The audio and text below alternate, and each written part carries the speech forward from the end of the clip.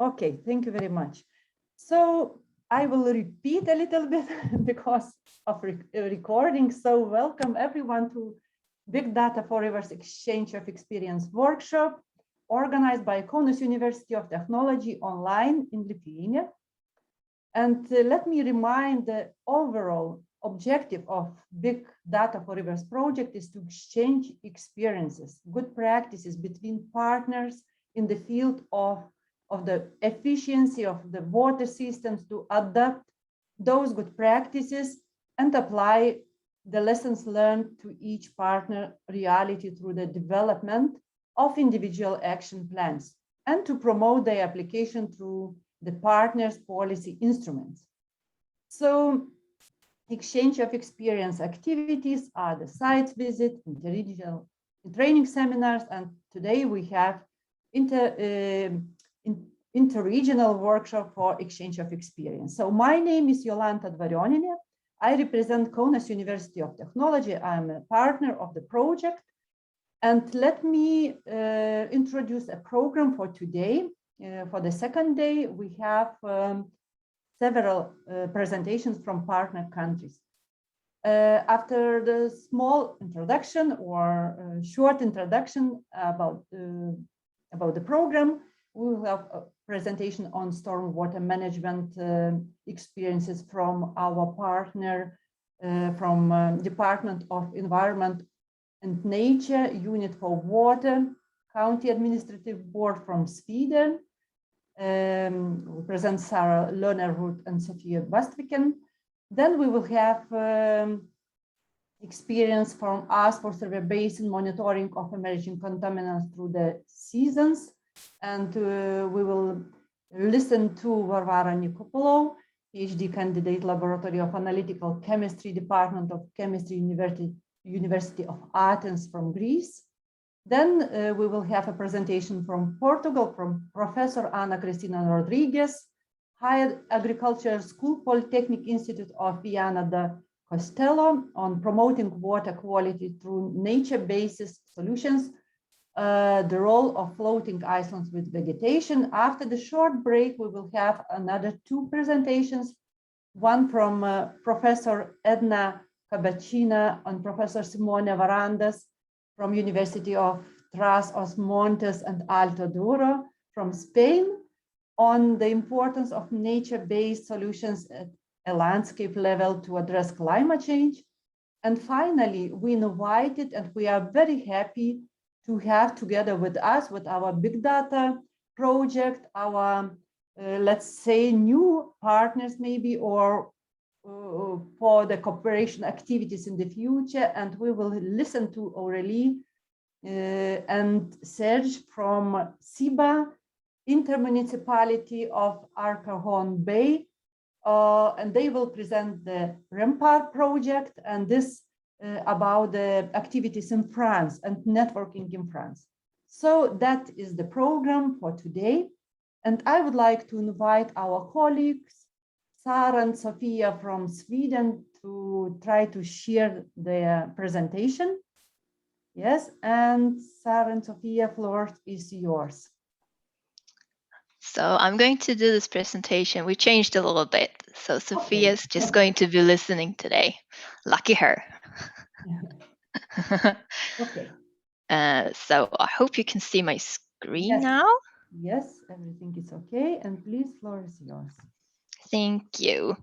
Okay, so I will be talking a little bit about stormwater management and how we use the environmental quality standards in stormwater management and plan process in Sweden. Let's just see if I can make this move. So I would like to start talking a little bit about stormwater in Östergötland. When we do our status classifications, we identified 67 water bodies with impact from stormwater, and mostly this is from nutrients, PAHs, which is a contaminant, and metals, zinc, copper, and cadmium mostly. And this was taken from a national level model and land use data to determine if they were in risk. And then we performed a quality assurance. We have also had a project which my colleague Helene talked about when we had our study visit during January. So I would just briefly would like to talk about what they found. So they looked at a lot of contaminants, and you can see the ones that they actually found in stormwater in a couple of different cities. So nutrients, metals, pHs, PFAS, oil index, PCBs, dioxins, a lot of stuff. And they made some conclusions from the project, such as there are complex mixtures of pollutants in stormwater, and the models that they looked at, StormTAC, is useful to estimate pollution and load to prioritize where you have to put in measures.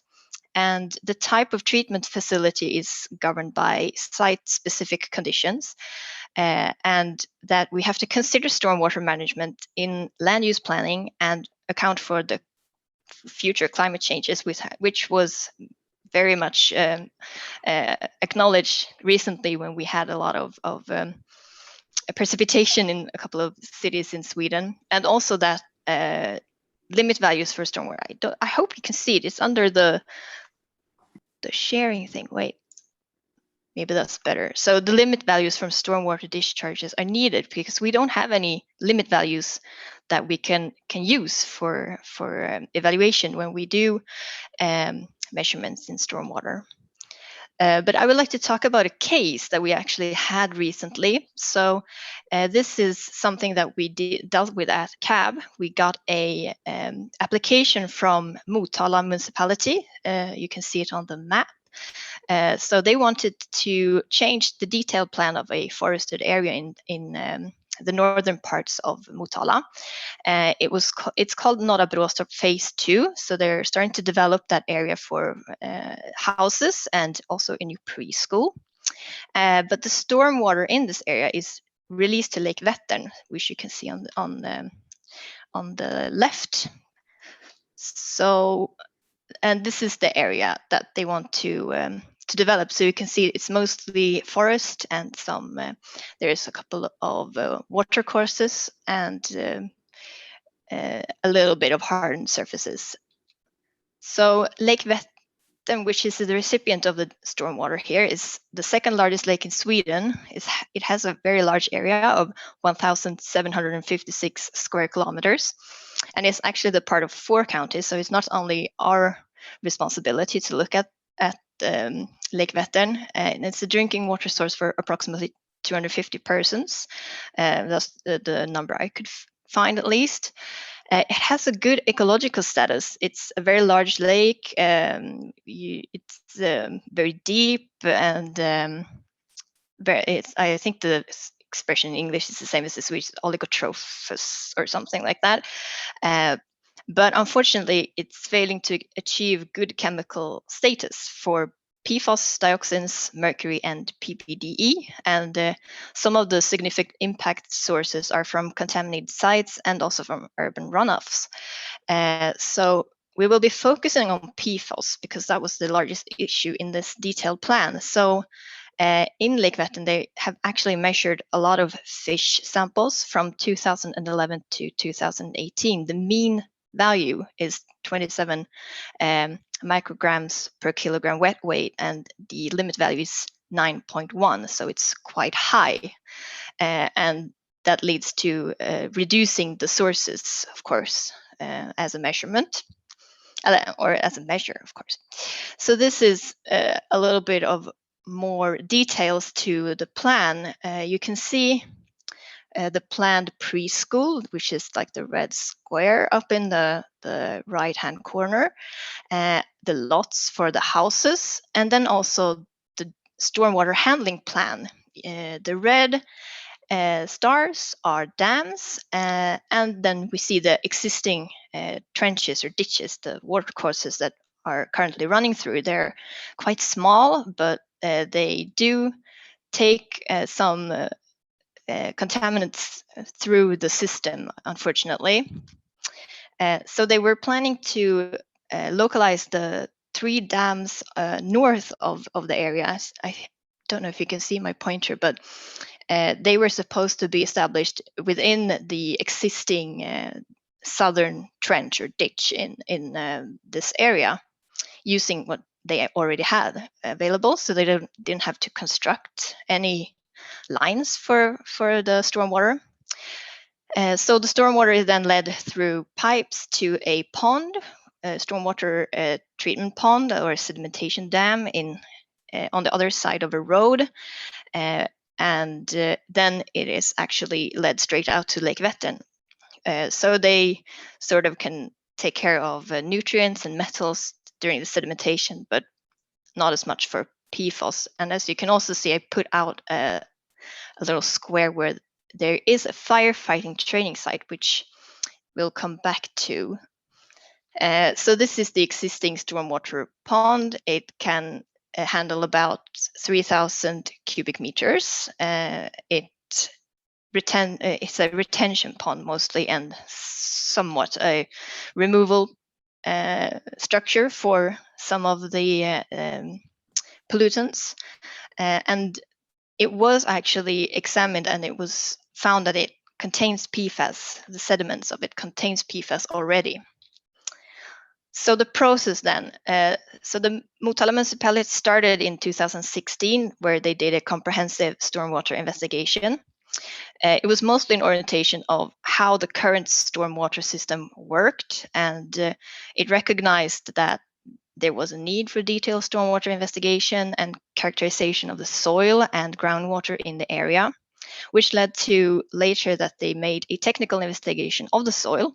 PFAS was then found in the samples, both in soil and groundwater, and it was recommended to further investigate if PFAS is spread to Lake Vättern due to the stormwater.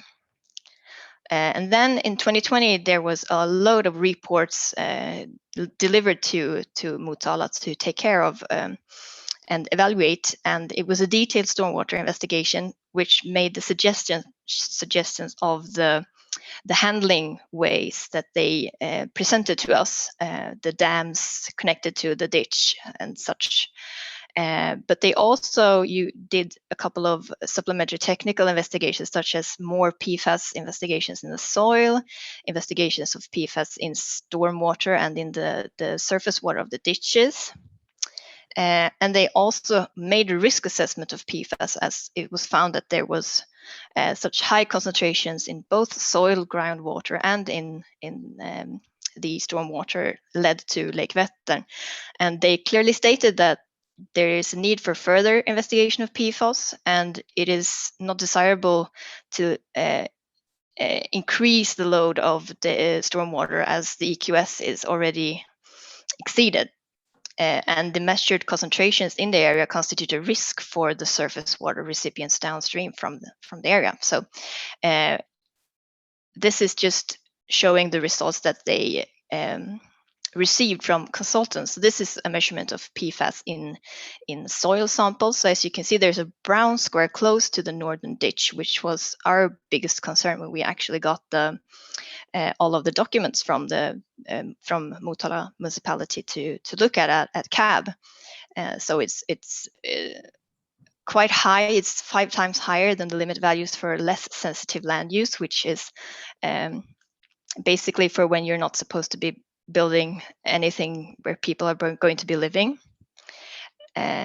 So there was also measurements in the northern water course, which was quite high. The PFAS concentration alone, which is where we have the EQS values for, it was almost 70 times higher than the EQS for surface water. So it's very, very high. And our concern was that maybe it is not just in the northern ditch, because they had not looked into the concentrations between the two ditches.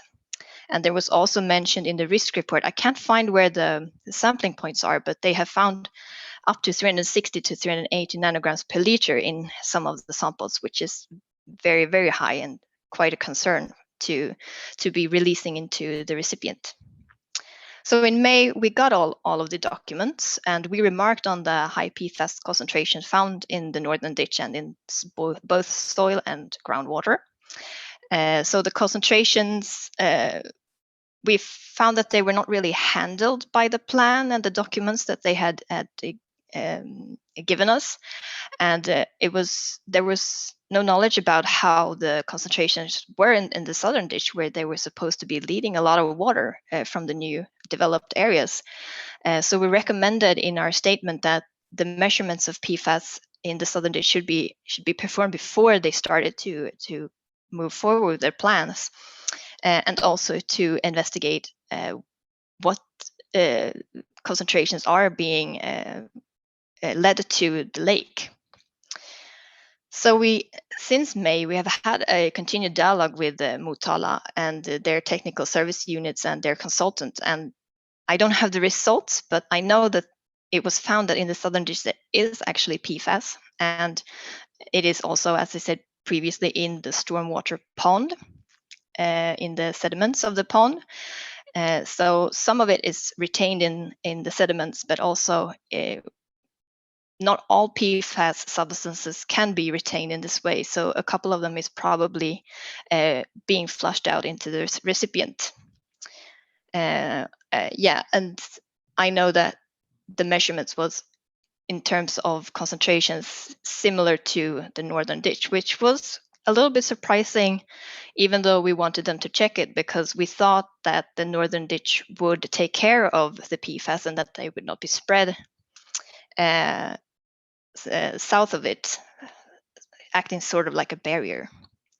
But the outputs here was that the stormwater plan would actually be new. It would be a new plan will be developed as they found these concentrations in the stormwater. Because otherwise, they had like two options when they started to realize that the PFAS concentrations were high in the southern ditch as well. Either to do remediation efforts or measurements in reducing the concentrations with the risk that it keeps on spreading, or rework the plan. And that's the latest info that we have, that they will be needing to update the plan and find new solutions. So the risk of further effects on the EQS in this case actually changed the whole concept of the stormwater handling in this area, which we hope that this constitutes a sort of a learning activity for the municipality, that they should have looked into the contamination in the area before they started to make the solutions that they took forward to us. So they've been sent back to the drawing board, basically. But just to redeem Motala a little bit, they are working with PFOS and PFAS in their municipality. They are measuring and trying to address the issue and source locating. But the outputs from this is that you should really look into what the stormwater is containing from the beginning to not have unwanted surprises in the end. So this is where we are at the moment. They will rework their plan and send it back to us for a new round.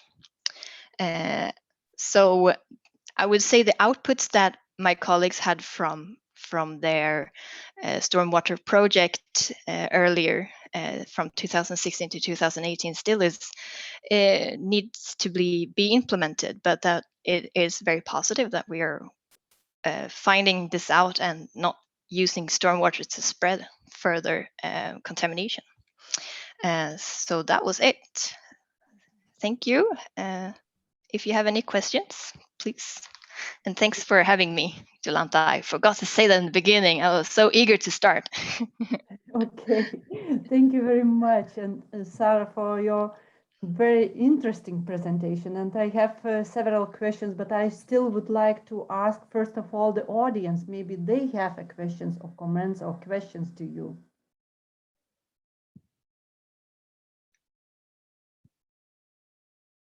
I don't see. Okay, I see Serge. Serge, please Go ahead. Yes, hi, do you hear me? Yes, yes. Okay. I would like to know if in the context of those new buildings and the new plans of construction, if there was any reflection about the use of specific products and the tracking of contaminants that might come from building operations. Is this something which has been maybe reflected or a future idea of research in your area or not?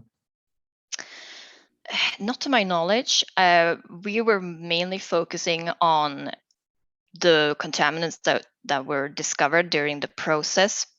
But to be honest, I think that when the municipality is doing the development, that they will take this into account. I'm not really sure. I don't know if Sophia has anything on this, but generally, I think this is a factor in developing new areas to use good materials. Yeah, I can just add that it's usually not a problem. The problem is the amount of I think stormwater coming from the area, not that the new buildings are contaminating. Yeah, the change of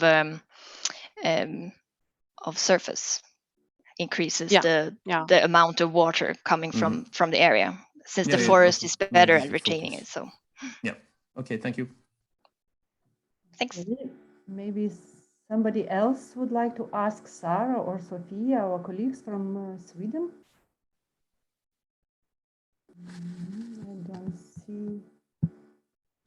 I don't see more hands.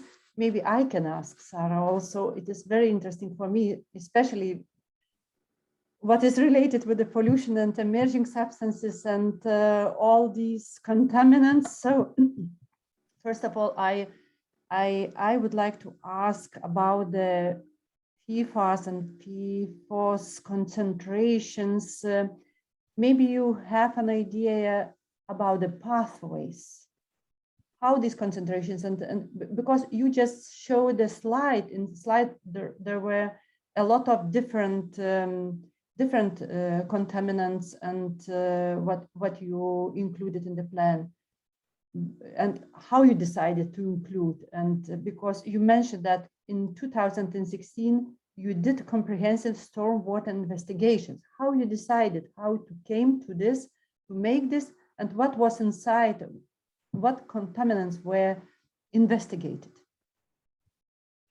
There was a lot of contaminants due to the area surrounding this forest. There is, apart from the firefighting training site, there is an old waste facility where they storage asphalt. So they did both the PAHs, PFOS because of the training site, and a lot of metals, but the PFAS was what was found to exceed the limits. So that's why the PFAS question grew from the beginning. From the first stormwater investigations, there was actually no focus on contaminants at all. It was basically just establishing what the conditions in the area was, and that investigation recommended that further investigations of the contaminants in the area was to be made, and then there was a lot of following investigations due to the recommendations of the first report. But as we see now, they probably should have done more in the earlier investigations, but it's also down to cost. So we're very happy that they actually moved forward with examining the southern parts of the southern watercourse and the land. And I should probably add that they also took samples in the areas where they are planning to build the houses and the preschool, and they didn't find any elevated PFAS concentrations there, which was positive for them, for their plans. So it's mostly the stormwater that is going to be have to be redone, not the whole thing. So that's probably a happy thing for the municipality. Okay.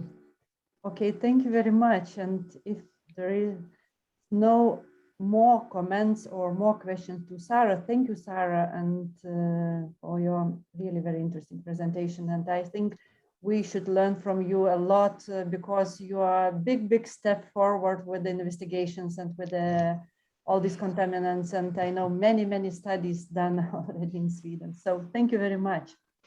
Thank you for having me. Thank you. And next we will move to the next presentation. And I would like to invite Varvara Nicolopoulou, PhD candidate, laboratory from Analytical Chemistry, Department of Chemistry, University of Athens. So please, Varvara, try to share your slides with us. Good morning, everyone. Thank you so much, Yolanda.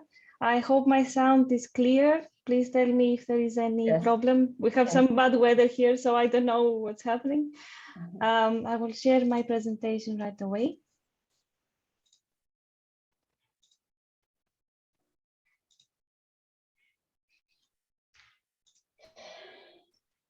So I am a PhD candidate working on emerging contaminants in aquatic environments. And today I'm here to present you our study and share our experience from University of Athens on the monitoring of emerging contaminants in Asopos River basin.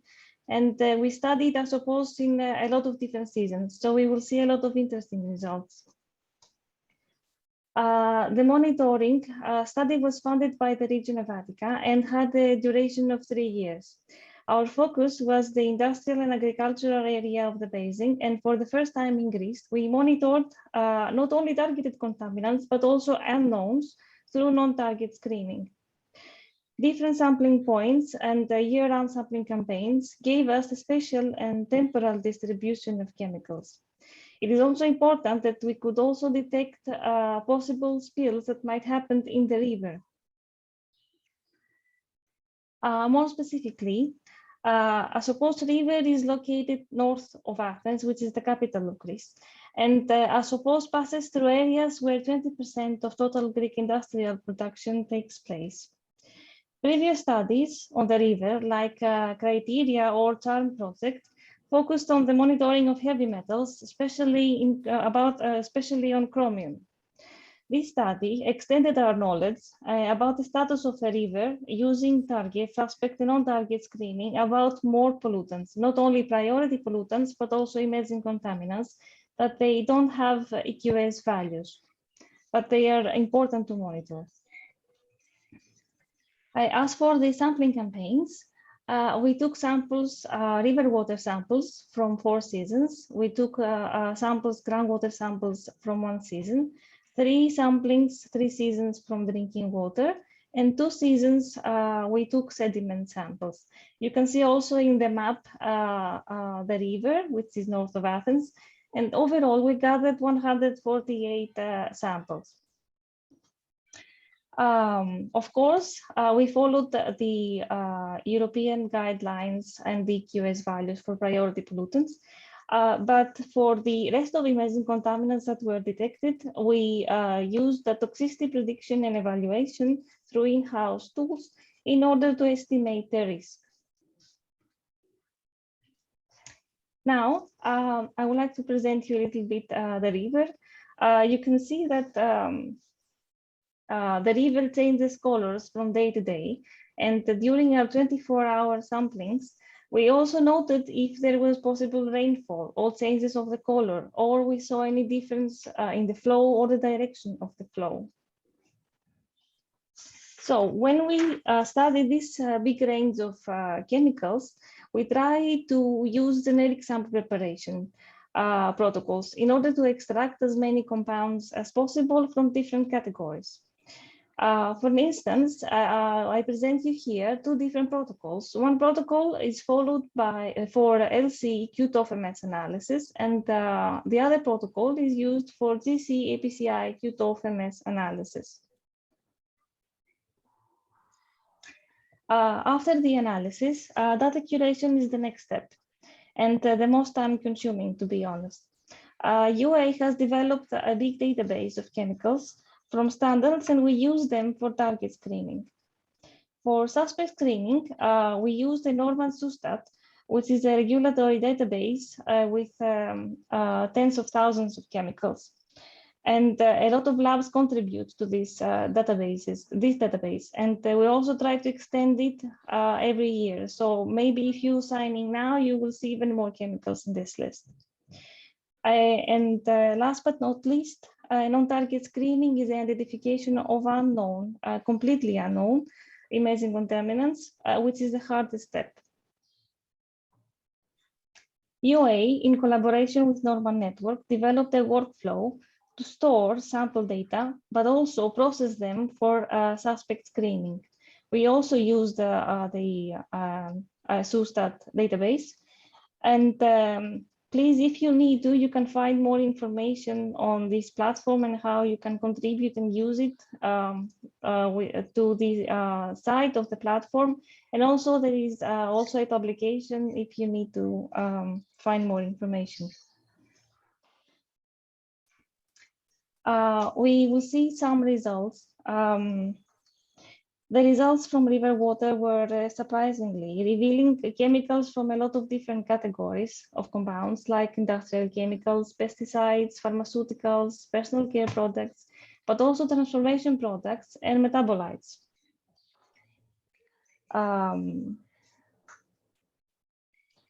I present you some results. I want to show you that R2 is the sampling point that is close to the industrial and agricultural area, and R1 is downstream, is close to the sea. In this graph, we will see the changes of the categories of compounds in different sampling sites, but also in different seasons. For river water, we also performed trend analysis. We used an in-house prioritization tool for non-target analysis developed in University of Athens. This tool is called Trend Probe and is an artificial intelligence-based tool. This tool can automatically detect and classify trends of known and unknown compounds, which means target or non-target compounds. We get the class of each compound, trend, which could be increasing during a month, decreasing, periodic, every week, every other week, or spills once in a time, or if it is steady or false, so we can ignore it. Here I present you an example of a periodic compound. And this was through non-target screenings. This compound appears every middle of the week, of the working week, business days. And we could identify it as an industrial chemical. Now, I will show you why it was important to pay attention to the rainfall. R2 site is the agricultural area. The sampling site in the agricultural area, and we detect high concentration of the pesticide erbuthilazine on a Wednesday. But because it was raining Tuesday and early Wednesday, we see a spike in concentration downstream in R1 in the next day. It is very important also to note that the concentration levels of a lot of compounds were different through the seasons. For example, metolachlor, which is a herbicide, was more prominent, higher levels of concentration in spring rather than winter.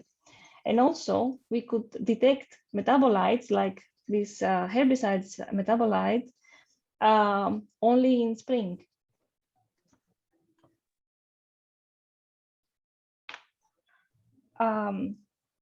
For groundwater and drinking water, we identify compounds of similar classes like river water. And also, we can see how river water affects the status of not only the general river water, but also the rest like groundwater and drinking water quality. In this slide, we can see how many compounds were common or not in the 4 different matrices. For example, we can see that surfactants were common in all matrices in all seasons.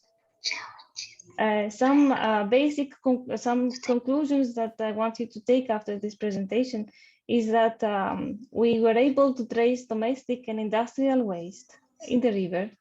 We also saw that rainfall increases the load of chemicals that are accumulated in soil, for example, pesticides, and then we see them in the river water.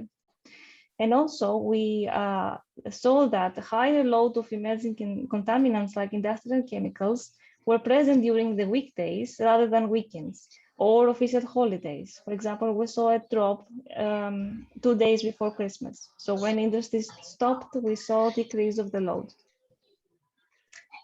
After evaluating the list of the detected chemicals, we provided the list of specific pollutants in order to be monitored in future sampling campaigns.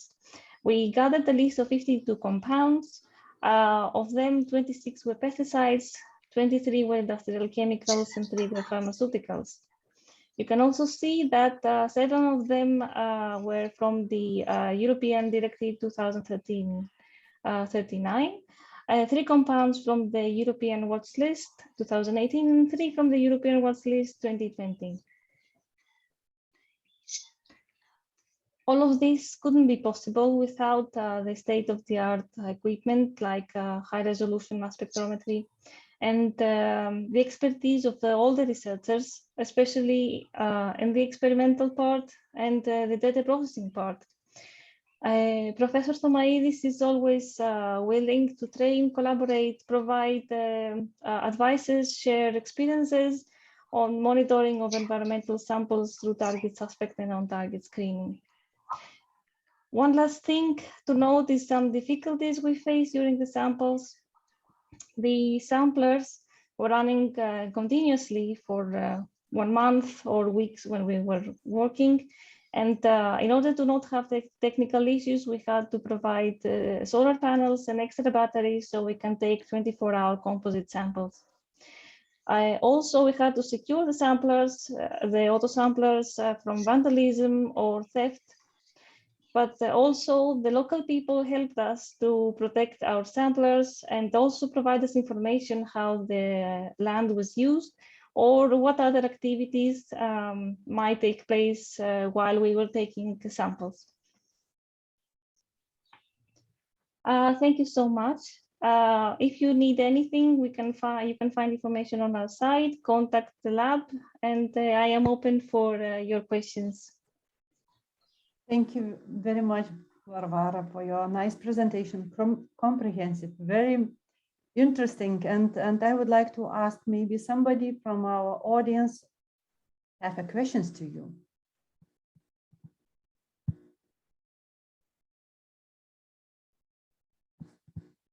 I don't see any raised hand and I don't hear anybody.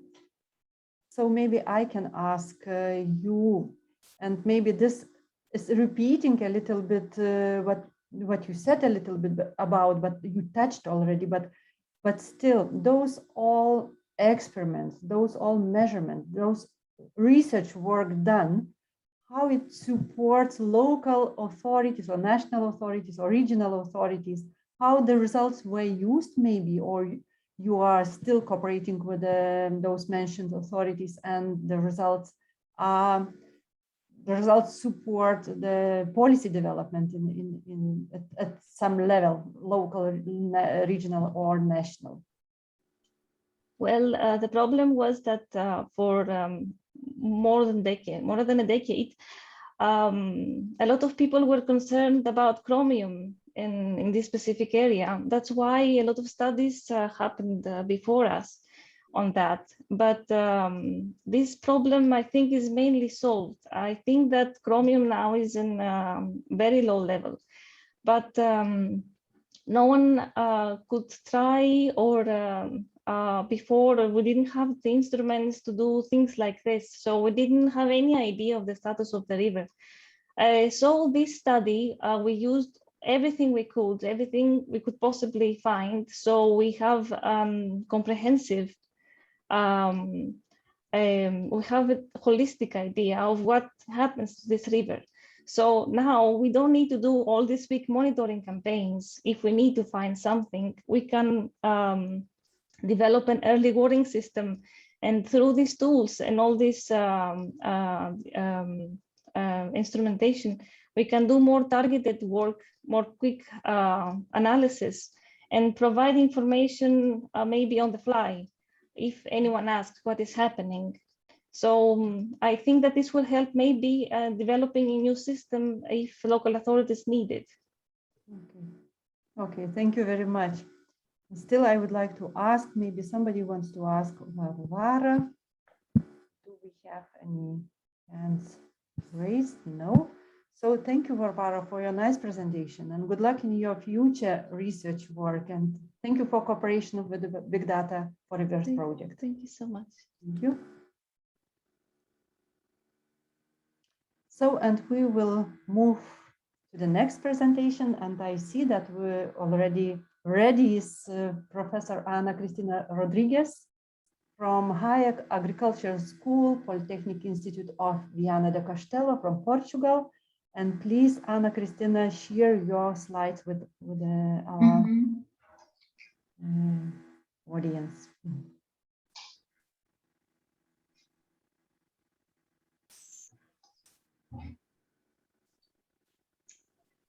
Is that okay, Yolanda? Yes, we can see, okay. But would you go to the presentation mode? Okay, nice. Thank you very much. Thank you so much, Yolanda, for this opportunity. Congratulations for the organization of this meeting. And I would like also to congratulate Sarah and Varvara for their so interesting presentations and send my compliments to them, and I wish them all the luck in their future of their research. Today I'm going to talk about the promotion of water quality through nature-based solutions, and my presentation will be mainly focused on floating islands with vegetation to promote water quality, and also the treatment of natural water resources. This presentation, this work is being, I've been talking about nature-based solutions in some meetings of this project, because it is a very important research and educational area in our Polytechnic Institute of Viana do Castelo, and we are also sharing this research and educational projects with CIMAR. This presentation is also as the contribution of Cristina Calheiros. She's a researcher from CIMAR, a research center of the University of Porto.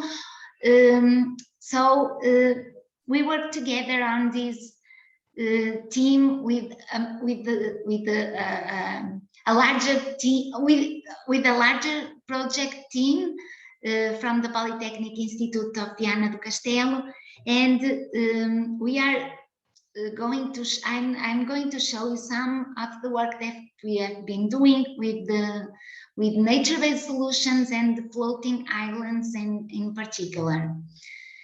We are working a lot on nature-based solutions because we consider that they play a very important role, and they will play in the future in ecosystems restoration, and they will certainly help to contribute to achieve more sustainable and resilient societies. Actually, the ambition of the research and innovation policy is also to position the European Union as leader in innovating with nature, to accomplish that big objective of achieving more sustainable and resilient societies. The European Commission defines nature-based solutions as solution. This is one of the definitions that we can use for nature-based solutions. Nature-based solutions can be defined as solutions that are inspired and supported by nature, which are cost-effective and simultaneously provide environmental, social, and economic benefits and help to build resilience. These kind of solutions bring more and more diverse nature and natural features and processes into cities, landscapes, and waterscapes through locally adapted, resource-efficient, and systemic interventions. So therefore, these kind of solutions strongly benefit biodiversity and support the delivery of a range of ecosystem services. I will focus this presentation mainly on floating islands with vegetation for water treatment and ecosystems restoration, but I will also before that I would like to point out this report, the edition of the world of 2018 of the World Water Development Report, which seeks to inform policy and decision makers inside and outside the water community about the potential of nature-based solutions to address contemporary water management challenges across all sectors. This can be a very important document to work on regarding this theme.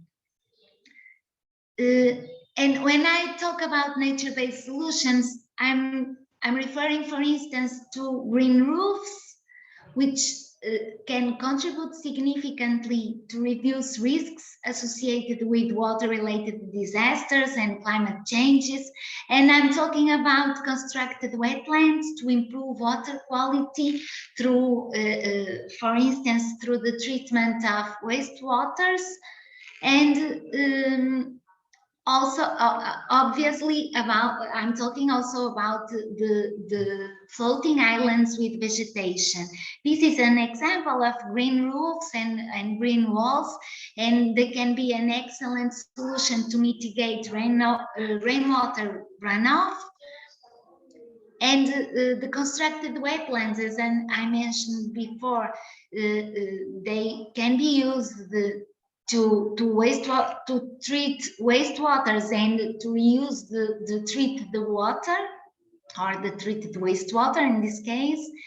And now focusing my presentation on floating islands or floating ecosystems. They provide a versatile solution to restore ecological function, integrated or heavily modified water bodies, and they also allow to improve water quality within rivers, lakes, ponds, and canals, as they increase aquatic life, leading to a balanced and revitalized waterscape. I present here an image with a river suffering from eutrophication, because I would like to point out that this kind of nature-based solutions, the floating ecosystems or the floating islands, can be a solution to improve, or an adequate solution to improve water bodies suffering from eutrophication, with great results.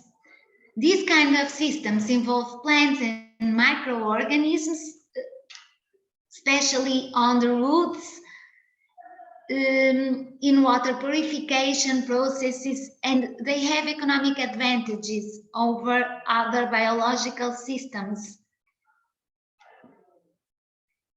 Referring to the main processes, the treatment process is very complex because it involves several communities of microorganisms and also plants. The treatment is maximized when we maximize the biofilm surface area. So we try to choose plants with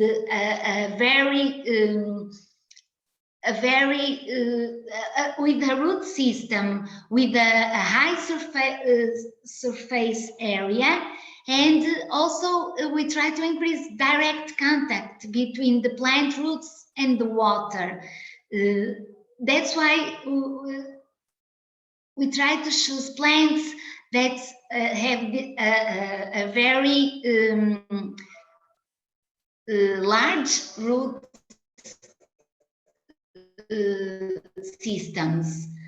Several physical-chemical processes and biological processes are also involved, like nitrification and denitrification process, carbon oxidation, and also physical-chemical processes like biofiltration and precipitation. The main benefits are to increase water clarity, to reduce algae and cyanobacteria growth, to reduce nutrient levels, and to mitigate odors also, and increase resilience to shock loads. This is also a very interesting application of floating islands. They are called floating farms, and these floating ecosystems can be used as garden beds to grow edible crops also. In our Polytechnic Institute, in a partnership with CIMAR, we have been doing also environmental education promoting several education action activities with floating islands and constructed wetlands for water treatment. These kind of activities generally include a general approach on the operation, also on the conception, on the operation and application of floating islands. And they comprise theoretical and practical sessions, including an introduction to biological systems with the purpose of improving water quality, characterization and application to wastewater treatment, system dimensioning with practical exercises, construction and installation of a floating island with vegetation, and also a technical visit to a constructed wetland. We usually visit the constructed wetland in Passo de Calheiros, which is a reference in the Alto Minho region. I will show you some pictures right now. Here is I'm showing some images of these activities when we are already constructing the floating islands. We are using a base of cork, and this is the material that we are using right now, and we invite students to help us on the construction and installation of these floating islands. Here we are putting our floating island on a pond for the treatment of the domestic wastewater also. And now you can see this pond that you can see in this image. After about 8 months, after about 8 months, it looks like that. So the vegetation grew a lot after 240 days of after the installation of the floating islands. Here we can see a picture of the constructed wetland in Passo de Calheiros. It looks like a real garden with flowers, and but it is really a constructed wetland. And here I'm showing you floating islands located in a marine port near Simar in Oporto, and we were trying to see how the ecosystem. We were trying to monitor the ecosystem development and the installation of the growth of the plant species that we put we used in the floating islands, but also the installation of new species. And here you can see on the basis of the platform of the floating islands, a lot of species, marine species, have installed in the forming a very dense structure, which contributed contributed to a very high weight of the platform. And we were even wondering if the platform, if the island will deep inside the water. And but here we can see that with seawater, after 177 days, the plant species grew very didn't grow as we have observed in the pond for domestic water treatment. And the installation of the ecosystem, or the biodiversity and of the ecosystem on the top of the floating platform is lower than the ecosystem that has been installed in above the platform.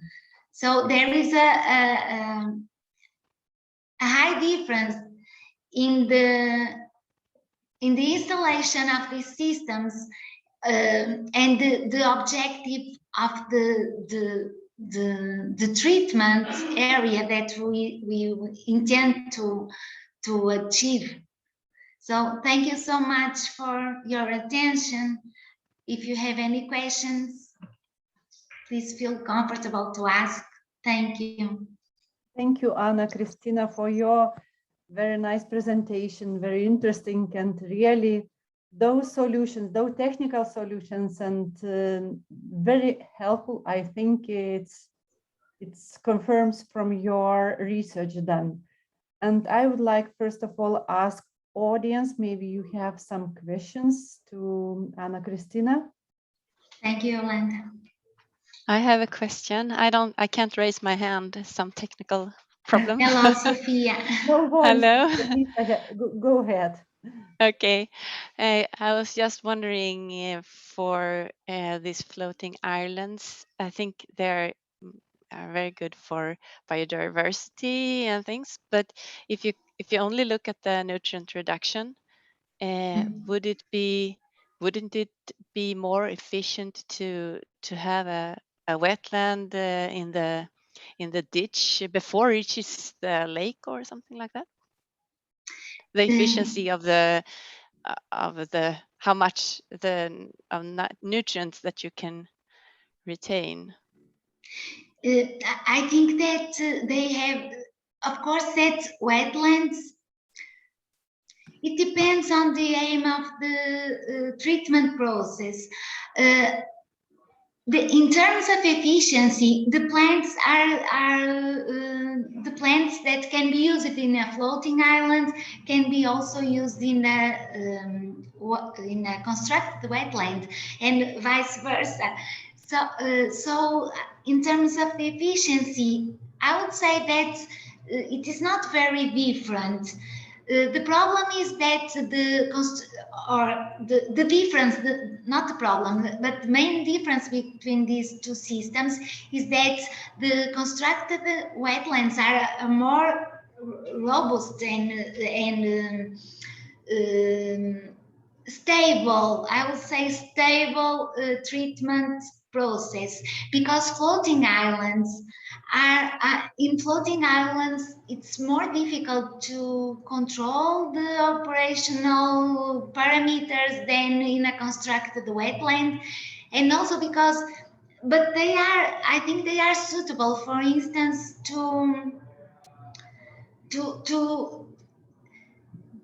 they can be, I think we can use both kind of treatment processes. For instance, when we in the pond where we have installed the floating islands, it was very difficult to implement there a constructed wetland treatment process because we didn't. The pond, it's a very old pond, and it is difficult to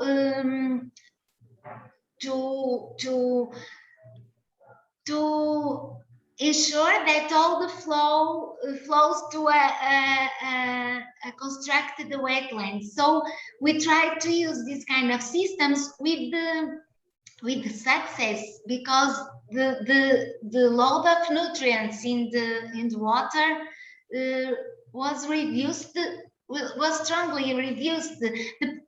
We needed more wetlands. The load is also very high, and we needed more floating islands to increase to observe a significant difference in the water quality of that pond. But in terms of removal efficiency, I would say that they are very similar in a constructed wetland and in a floating island system, because we can use the same plants in both systems. I don't know if I respond to your question, Sophia, if I contribute to clear your doubts. Yeah, but thank you. Thank you, Sophia. Thank you, Sophia, for your question. And maybe somebody else would like to ask Anna Christina.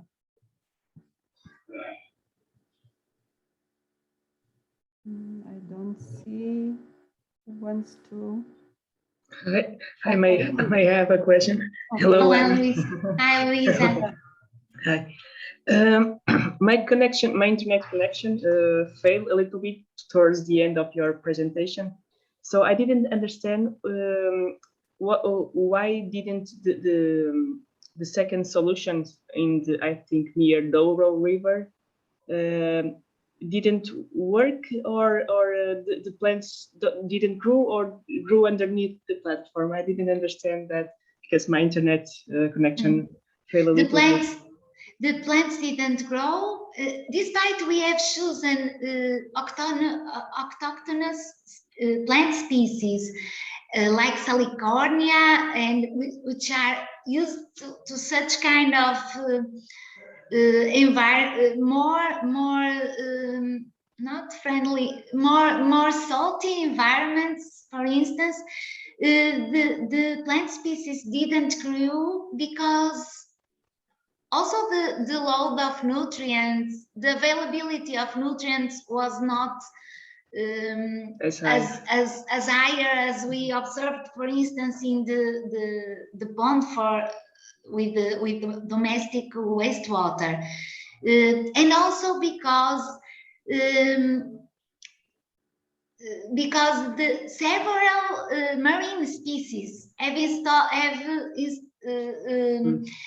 covered at the beginning of the process installation, have covered the top of the platform of the floating islands, and we had some problems of the floating island was almost starting to sink with the high load of marine species that have been installed on the surface, and we have to remove them, and maybe also that contribute to that hinder the growth of the plant species in some way. And another question, if I might have, did you monitor? The floating islands was being monitoring on the underneath? Because the picture I seem to yes, to see some. Yes, we monitor the species, for instance, protozoa species that colonize the bottom, mainly the bottom of the platform, and some cyanobacteria also, and some microalgae also. But you saw that because you put in sensors on the platform, or you monitoring daily or monthly or weekly? Monthly. Okay. Thank you. Thank you, Luisa, for your question. And I see Thank you, Luisa. Thank you, Anna. Hand of Serge. So, Serge, do you want to ask Anna? Yes, thank you. Yes, thank you. Please. A question about the distribution of the test sites on the coast environment. I see that there were platforms installed in marine ports. Yes. So I wanted, first question is, what is the diversity of pilot sites, test sites that you've used on the coast? Did you also go a bit more on the coast or estuaries? And my second question in terms of ecosystem. Excuse me, Serge, yep. I'm sorry, I didn't understand the first question. I'm sorry, Serge. Yeah, the question was in terms of diversity of coastal environments that you have tested. Yes.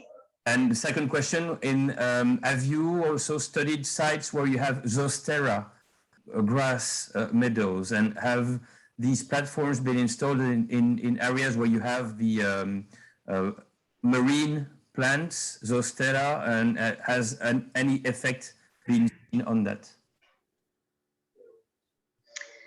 I'm not sure if I understood the question, because I had some interference in the sound, but I will try to answer, Serge. We only had one platform installed, and as you can I share again the presentation very briefly? It won't take too long. Yes, please. We still have a time, especially for questions and answers, because we are ahead of our I will try.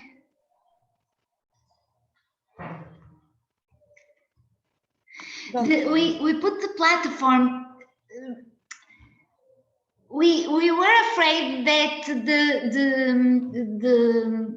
the changes in the sea level, and also the waves could take away our platform, and we were afraid of losing our platform. So we fixed the platform near a building in order so that it could be protected from the environmental conditions, and so that it could be more stable, and we could monitor it in stable conditions, or at least in the possible way. And I'm not sure if I'm answering your question, Serge, but we choose the octonatus plants collected from in the area of this marine port, like Salicornia, and I also have written here the species Alimione portucaloides, Juncus, Phragmites australis, which is Phragmites is a very common species in this kind in constructed wetlands, and we also are using it successfully in floating islands, despite in some way we in this case it didn't happen. Sarcocornia was the main species species in the that grew more significantly in this case, but the Phragmites in environments with a high load of nutrients, it may grow a lot and reach almost 2 meters of 2 meters. And in the base of the platform, here you can see there are a lot of marine communities installed, and it became hard to work because the load of marine species that have been installed that has been installing in the platform was very dense and difficult. A lot of the monitoring of because we were not expecting to have these results, and it difficult the operation and the monitoring with the considering the monitoring parameters that we were following during this study. I don't know if I answered your questions, Serge. Yes, thanks. It was mostly about that stability, and I see that the solution of mooring worked. Yes, thank you. Thank you. Thank you, Serge, for your question, and thank you, Anna Cristina, for such comprehensive answer. So thank you, Yolanta, for this opportunity. Thank you. I don't see any raised hands, so maybe I will use this time a little bit to asking you to switch on your cameras if it is possible for you, and we will make a print screen just to have for our reporting purposes, okay? And then I see that we still saved a little, okay, 10 minutes and more, and we will make a short break. Maybe somebody will join us after break. So please do switch on your cameras, and I will make a print screen. And maybe my colleague Yuratia, she will make also print screen just to be on the safe side to, yes, just a minute once again.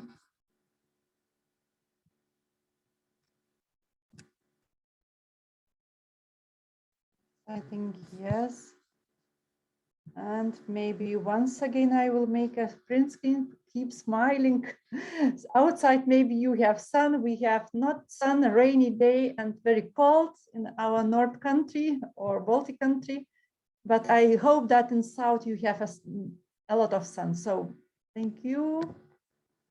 And yes.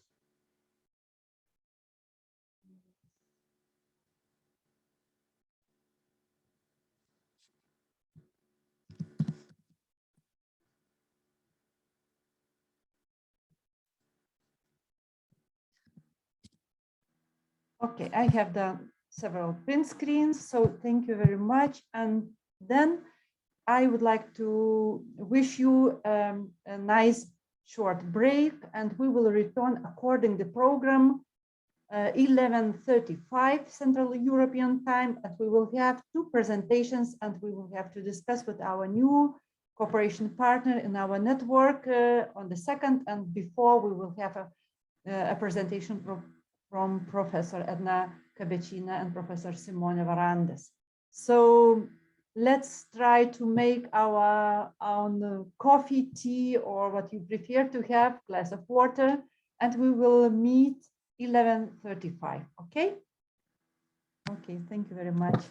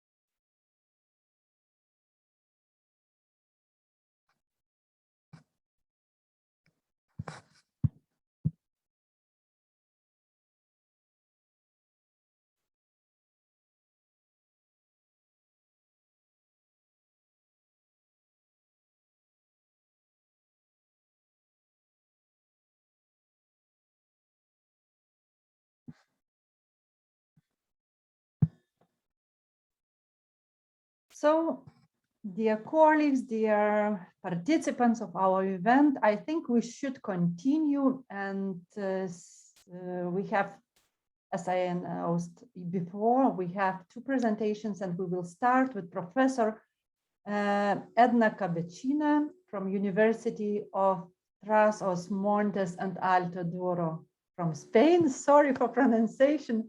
First time I listened to this name of university, and sorry for, for my pronunciation. And of course, Professor Edna will present the importance of nature-based solutions at landscape level to address climate change. And this is really very interesting and important. And from our project point of view and from our activities point of view, we will listen to Professor Edna Cabecina. So floor is yours, and please, could you please share the slides with the audience?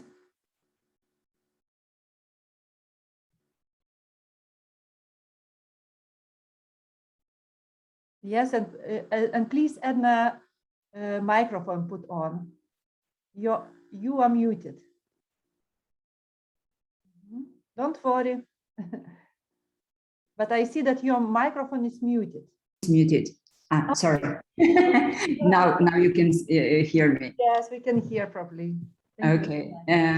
So firstly, thank you for the opportunity to be a part as a stakeholder for this important project, and has been very enlightening yesterday and today for the number of the case studies and good practices that we see these 2 days. So I'm presenting you also the result of two, this is from the Portuguese University in the north, near Porto, and we are presenting the results of two projects. Sorry, this is not working, okay. That are the Alice project, that is founded for the Atlantic area, and also the Reviving Douro River that is founded by the MAVA Foundation. And in both projects, we try to implement nature-based solutions to address different societal challenges at a watershed level. So at the Alice project, we involve 4 case studies in 5 countries: France, Ireland, and UK, Spain, and of course, Portugal. That is the case study that I'm presenting you today. What is this Alice project is a very integrative project with different methodology that wants to use nature-based solution approaches at different levels, from ecosystem restoration to ecosystem-based management to ecosystem protection, to improve ecosystem services, but also to improve biodiversity conservation, at the same time addressing the different societal challenges at the Paiva watershed. And in this area, you could see there are several societal challenges that we had to address with these different nature-based solutions to approach. Of course, for the Alice project, it's central, the participatory process with different stakeholders, and we want to understand what were the ecosystem service valuation and trade-offs in the basin, and to establish schemes for payment for these ecosystem services, but also for biodiversity conservation, and hopefully to have an input on new legislation in this area or new policy instruments. And having it in mind, we create several types of models. Of course, we started with a conceptual model that was designed with the participatory process with the stakeholders, and then we developed different models from climate change, land use, land cover change, and biophysical models, having in mind the main drivers and pressures in the Paiva watershed and how this impacts the biodiversity, aquatic and terrestrial, and how it also impacts the ecosystem services supply. Having, of course, developing different scenarios for the implementation of these nature-based solutions. So since it's central for the project, the stakeholders' participation, we define a stakeholder forum with different types of stakeholders at different levels, from policymakers to regulators, managers, NGOs, but also with a representation of the main important economic and leisure activities in the basin, and of course, the scientists that were part of the ALICE project with the different universities and research center as a whole. And we did the engagement stakeholder through the whole timeline of the project. So we developed 3 workshops starting in March of 2019, trying to identify the main environmental problems. In the second workshop, we identified the main solutions based on nature-based solutions to address the identified problems in the first workshop, and in the third and last workshop, we defined the scenario building and a multi-criteria analysis to define what was the Paiva Green Commitment Strategy for 2015. So based on these results from the workshop, it was possible to identify the top 3 problems on the Paiva watershed. So water management related to water quality and quantity, river connectivity, but also to forest management. And with this in mind, it was possible to identify the main challenges that we had to address to improve biodiversity and increase water quality and quantity, but also to mitigate some of the risks from climate change effects and flood and fire risk as well. And we could also try to understand what were the main nature-based solution approaches that we require to address these environmental challenges. So for you to understand a bit how important this is for the water management point of view, we have some problems with water quantity. In the summer, we have scarce of water, and we have some areas that we don't have a connectivity because the flood is very, very low in some areas. But in the winter, or with the more frequent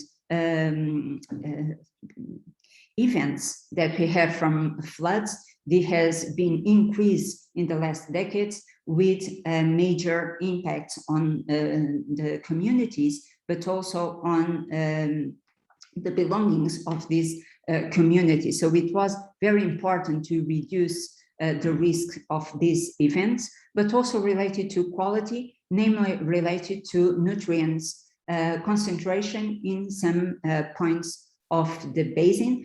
This is a very heterogenic basin, so we have areas where it's heavily dense, but we have part of the basin, in the higher parts of the basin, that we have very low population in rural areas, with the abandonment of rural areas as well, and we don't have the connection to the sanitation system. So we have some problems with punctually with these problems. And also the river connectivity, namely along the river. This is a small sub-basin from the Douro River. The Douro River has, for you to have a clue, more than 1,500 wires and dams. At the scale of the River Piper, we are talking about more than 150 small wires, for instance, but it's very limited for some fish species. So it is very important to improve these barriers permeability to have the whole cycle, life cycle for these species to be complete. And one of the major problems in the Piper watershed is really the forest management. It's needed to do better practices because we have huge areas that are with monoculture, with eucalyptus and pinus, and the fire risk is huge in these areas. So you have an idea. In the last 9 years, we have more than 50% of the watershed burned, and the fire wizard, it's very high in some points, mostly related with these monoculture areas, but also very frequent, more related to pasture areas. So it's really need to have a different nature-based solution approaches for this, to improve landscape heterogeneity, to reduce the fire risk, and to have after the fire an erosion control of these fires. We are talking about an area with higher slopes, so this is very important to address. So having this in mind, in the second workshop, we ask the stakeholders to identify the best nature-based solutions, blue and green infrastructures, to say where we should put it, having in mind the different three major environmental problems. And they identify in several maps, and we could work with this information. And in the third workshop, we could discuss with the stakeholders the scenario building. So having in mind a climate change basis with the two RCP scenarios, the 4.5 and the 8.5 scenario, we create two different baselines, two different scenarios. One, the business as usual, the BAU, that is based on the increasing anthropogenic pressure, mainly related to tourism. And the other one, the grid commitment, as we call it, based on the implementation of blue and green infrastructures that aims to increase biodiversity conservation and ecosystems resilience. So for some of the outputs and results that we could present here today, since we have a short time, we can present you the climate modeling, and you can see for the RCP 8.5, we had the more drastic features. So for the work before, we use all for the scenarios from the RPC 8.5 scenarios. And based on that, we could create distributed model for hydrological point of view, and we use the different scenarios to understand what were the main outputs for the hydrological point of view in terms of precipitation and flood potential, to understand what is going on the Piper watershed at different times with different scenarios. And so I'm now presenting you some of the results from these models, namely for the ecosystem services. I'm just presenting you the regulation services, but we also have results for cultural ecosystem services and production ecosystem services, mainly related to wood production that is very important in the basin. For the regulation point of view, and related to the flood risk, we can see that when we are addressing the green scenario with the implementation of nature-based solutions, mainly, for instance, the link to the floodplains or the having meadows and the reforestation for the riparian zones, for instance, it's very important to reduce this risk. Of course, that we have a trade-off. If we are improving the regulation services, probably we had a trade-off with the production area, and we have a small impact on the provision ecosystem services. And we have the same scenario for the fire risk effect. So when we are in the scenario where we're implementing the nature-based solution, and here is very important because it's a major problem in the basin. So we have really to improve the heterogeneity in these higher monoculture areas, and to put some autochthonous species, namely oaks and species related to this, that are fire controlling, and also to improve a better net for the prevention of the fire risk with the forestation and reforestation of the burned areas with these autochthonous forests as well.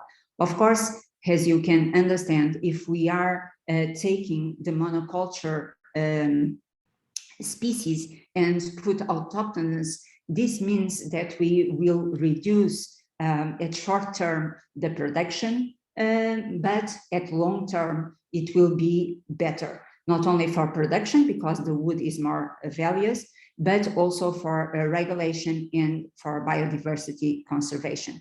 So having all this in mind, in the third workshop, we also create a multi-criteria analysis, since it's not possible to address the whole basin at the same time. So we ask the stakeholders to prioritize the areas, checking the different roles, and the results are now showing in the last, the point 3, and in red were in the most priority areas to have an intervention. And based on these red areas, we select some of them to select now, with better knowledge of these areas, the nature-based solutions to be addressed at short time. And so the municipalities can now start the work in these priority areas. So to synthesize, we in the ALICE project really create several models at different levels, from climate change to land use to biophysical models that were then integrated in the new platform that we want to be friendly for the different users. They have knowledge on programming or no knowledge at all, as policymakers, for instance, that they don't have to know anything about programming. They just have to understand the results to make their decisions, to have a more integrated watershed management in these areas, having in mind the ecosystem services and the biodiversity conservation. So our colleagues in the project from Cantabria, from BC3, create this platform, the ARIS platform at the GitLab, and we are developing by language. We can search for different scenarios, for different ecosystem services, and have the outputs immediately. So in the area that you have to decide or manage, you could have the results to have an informated decision.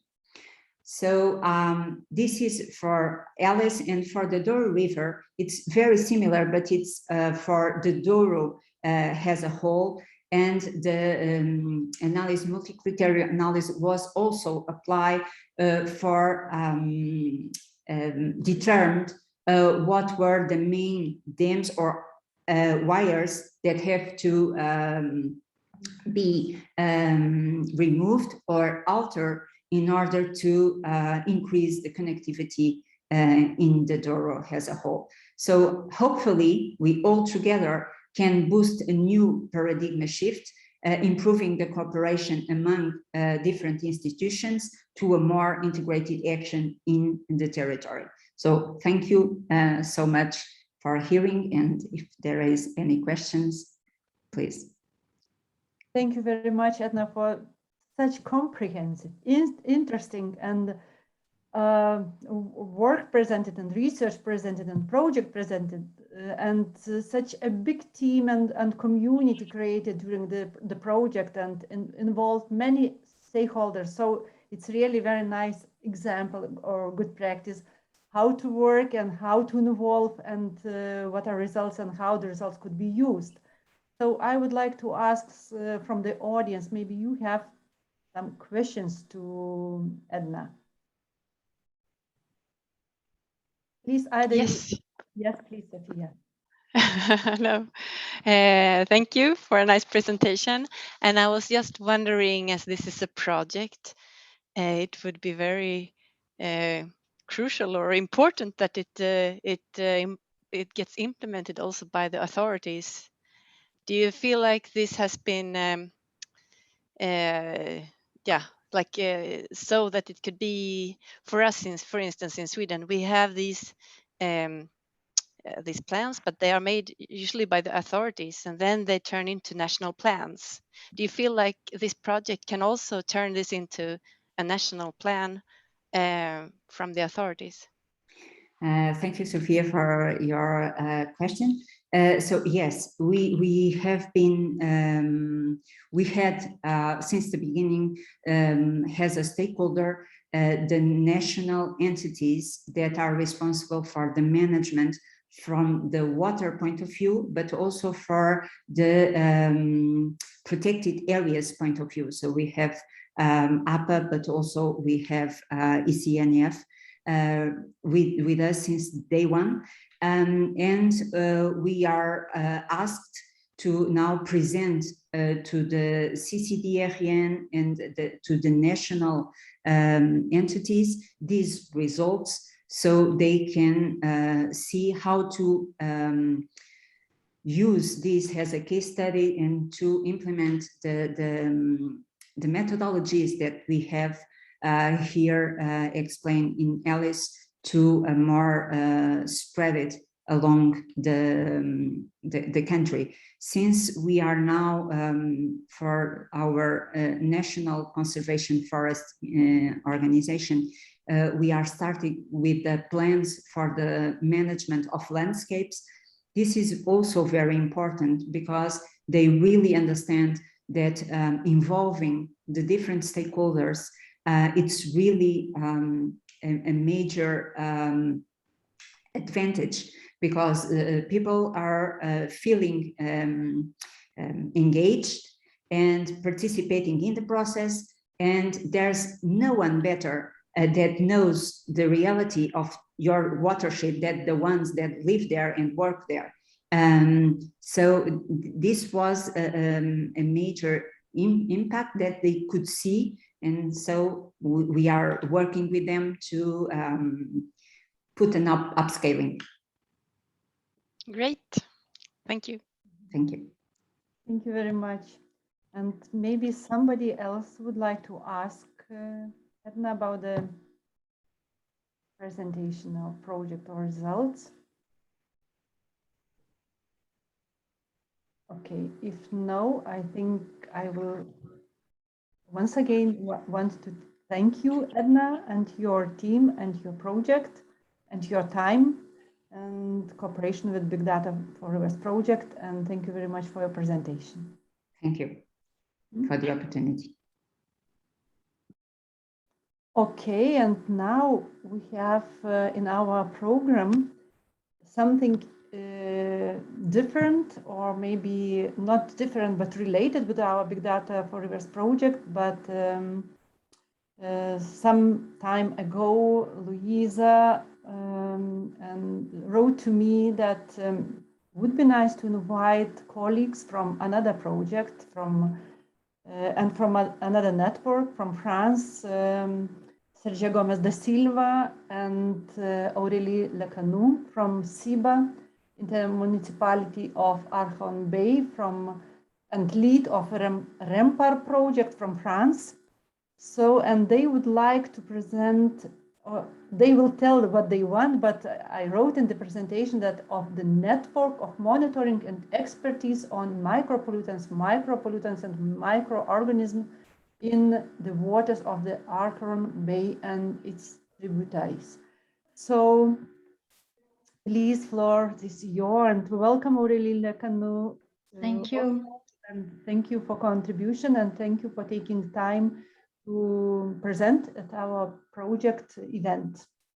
Thank you very much for your invitation. I'm Aurélie Lecanou. I'm the director of the Department of Marine Works and monitoring of water quality in Arcachon Bay.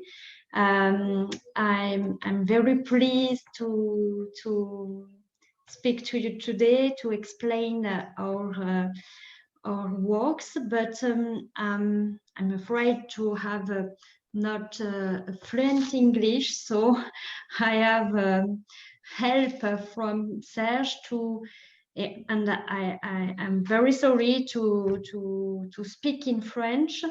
But I think it's better for you if you want to understand whole details of our different actions. Okay. Thank you. Okay, it's no problem, and welcome both, and please Serge help Aurélie, and please, floor is yours. And now we see your presentation. Could you please go to the presentation mode? Thank you. Okay. Donc nous sommes un syndicat qui regroupe 12 communes riveraines du bassin d'Arcachon dans le sud-ouest de la France. So the SIBA is an intermunicipality structure that regroups 12 municipalities around the Bay of Arcachon in the southwest of France. You can see the map. Sur la prochaine diapositive,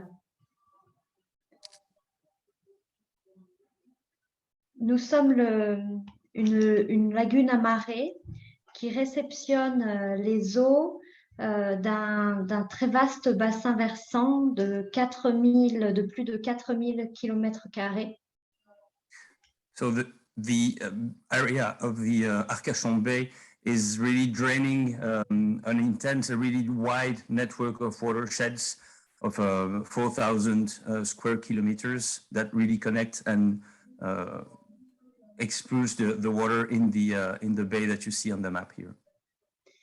Le renouvellement des eaux est partagé entre les entrées-sorties d'eau marine et les arrivées d'eau douce qui se croisent dans cette lagune. And the water renewal is really dependent on the tidal movement. So it's a flush and ebb and flow system where fresh water and the ocean are really connected through this bay system. Ça en fait un milieu très riche, mais très sensible. It's a very rich and sensitive environment, ecosystem, fragile ecosystem. Qui est le support d'une activité de pêche, d'une activité ostréicole, de production d'huîtres, et d'une activité de tourisme et de loisirs. So, yeah, as you see here on the key activities of this area is really multiple. So it's both a very intense and biodiversity hotspot with natural park and reserves. One of the key areas of shellfish farming in France and fisheries, and also an intensely used area for recreational activities and a very sought after touristic spot. Comme toutes les zones, je suppose, côtières en Europe, depuis une cinquantaine d'années, il y a un développement très important, une attractivité très importante qui s'accompagne donc de plus de population et d'un développement de l'urbanisation qui nécessite une vigilance particulière pour qu'il se fasse en harmonie avec le territoire. And also a very densely inhabited area with a strong pressure of incoming populations and artificialization of the areas surrounding. Sur la prochaine diapositive. Dès les années 60, et c'est l'origine de la création de ma structure, il y a eu une alerte relative aux eaux usées qui se déversaient à l'intérieur du bassin d'Arcachon et qui en altéraient la qualité bactériologique et qui portaient atteinte aux activités qui ont manifesté vigoureusement, notamment les producteurs, les pêcheurs, les ostréiculteurs, pour qu'il y ait une prise de conscience. Et ça a été le cas avec la création du syndicat qui a rassemblé en son sein les 10 communes riveraines pour un projet très ambitieux de créer une ceinture complète par un réseau d'assainissement qui collecte les eaux, les traite et les rejette non pas dans la baie, mais directement en mer, là où la dilution permet en fait au milieu un rejet acceptable et de protéger complètement par le bassin d'Arcachon en imposant donc le zéro rejet d'eau usée à l'intérieur de la baie. So from the 60s, it really started in the 60s where an overcharge, an overload of water and contaminants and bacteriology contaminants was witnessed, and from the pressure also from the fisheries and shellfish farming stakeholders, it was decided to launch that network of water collection, treatment and rejection of the water, of the treated water, but in the seawater, not inside the bay area. So the whole challenge here of SIBA, nearly 60 years in the past, was to build that network and have that challenge of zero discharge of water into the bay, and also focus on waters which would be sent back in the ocean to an acceptable level of contamination. So the whole challenge was to really not put any contaminant into the area, into the waters. De la même manière, depuis les années 80, sur la diapositive suivante, nous avons une réflexion pour avoir une bonne gestion également des eaux pluviales. Ce sont donc deux réseaux complètement séparés. Notre objectif est, là encore, de préserver le bassin d'Arcachon d'eau de ruissellement qui pourrait s'y déverser en apportant de la contamination. Et donc... Yeah. So the 80s, it was decided also to launch a second collection network, water collection network, focusing on the flood waters, in the same idea as to avoid any discharge and storm water runoff into the Arcachon Bay. And for that was really developed a network of specific collection and treatment spots for that specific problem. Les solutions, la première solution que nous avons imposée au niveau donc des permis de construire, des documents d'urbanisme, c'est l'obligation d'infiltration à la parcelle des eaux pour que les eaux s'infiltrent dans le sol et soient naturellement épurées. And so from there on, any new construction and building sites had to demonstrate that they taking into account the filtration of the water. So any new construction had to prove that they were also providing a surface for infiltration of the water, so as to allow natural treatment of the water by the soil. Et ensuite, notre objectif, mais c'est toujours un défi technique pour nous aujourd'hui, et c'est un des sujets sur lesquels on aime savoir comment travaillent les autres territoires, c'est dans un contexte, on souhaite éviter au maximum les contaminations, les inondations de notre zone urbaine. Et donc, on réfléchit à des réaménagements de cours d'eau ou à des solutions compensatoires pour essayer de favoriser les infiltrations et éviter les inondations des zones urbaines. And now the challenge really is to continue with that policy of control of those floodwaters and to develop new and innovative solutions to permanently reassess how to manage the streams, how to manage the urbanized areas, so as to really control where those flood waters can be distributed, so as to avoid discharge into the bay.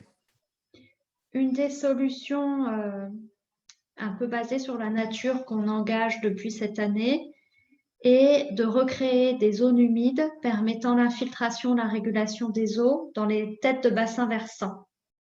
And one of the nature-based solutions, which is now implemented by the CIBA, is to build and to restore wetlands and areas in the upper part of the watershed, so as to keep the water as much as possible into filtration areas and preserved areas. Nous avons un bassin versant qui est fait d'exploitation forestière et d'agriculture, qui draine énormément les eaux et qui augmente leur rapidité des débits vers le bassin d'Arcachon, les zones urbanisées. C'est important pour nous d'arriver à retrouver une régulation de ces débits en recréant des zones humides au milieu des zones forestières. And one of the key challenges of the area, because inland you have a lot of forest and agriculture sites, exploitation sites, which have the tendency to accelerate flow towards the bay. And so this is also the challenge of mixing in those forest and agriculture areas wetland zones, which can serve as buffer to control the speed of the flow.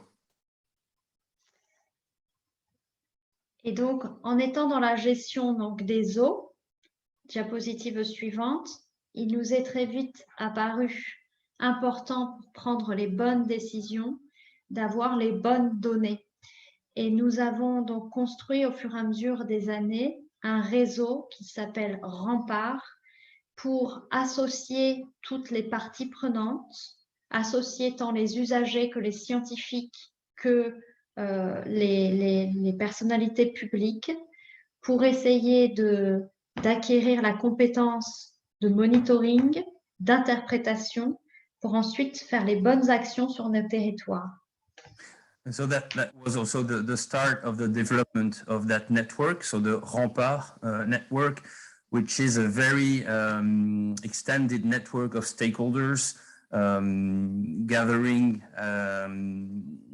users, so companies, users of the area, but also researchers, academia, public bodies. So this is a very diverse and research institutions to collect the data, exchange information, and try to develop a comprehensive strategy around the monitoring and control of that water quality. Et diapositive suivante.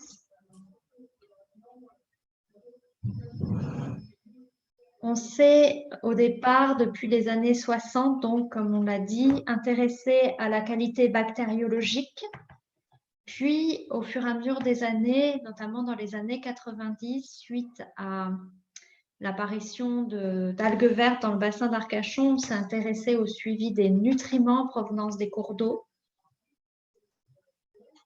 So it started from the bacteriological monitoring point of view from the 60s, 70s, then going further into the study of new elements and new contaminants, such as nutrients, following episodes of algae bloom, microalgae bloom.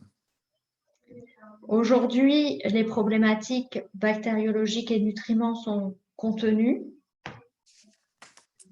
Which are resulted in the control and positive results in the control of the nutrient contamination of the bay.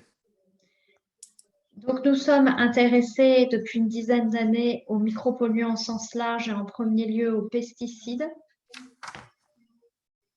Pesticides are now one of the key elements which are tracked. Et métaux.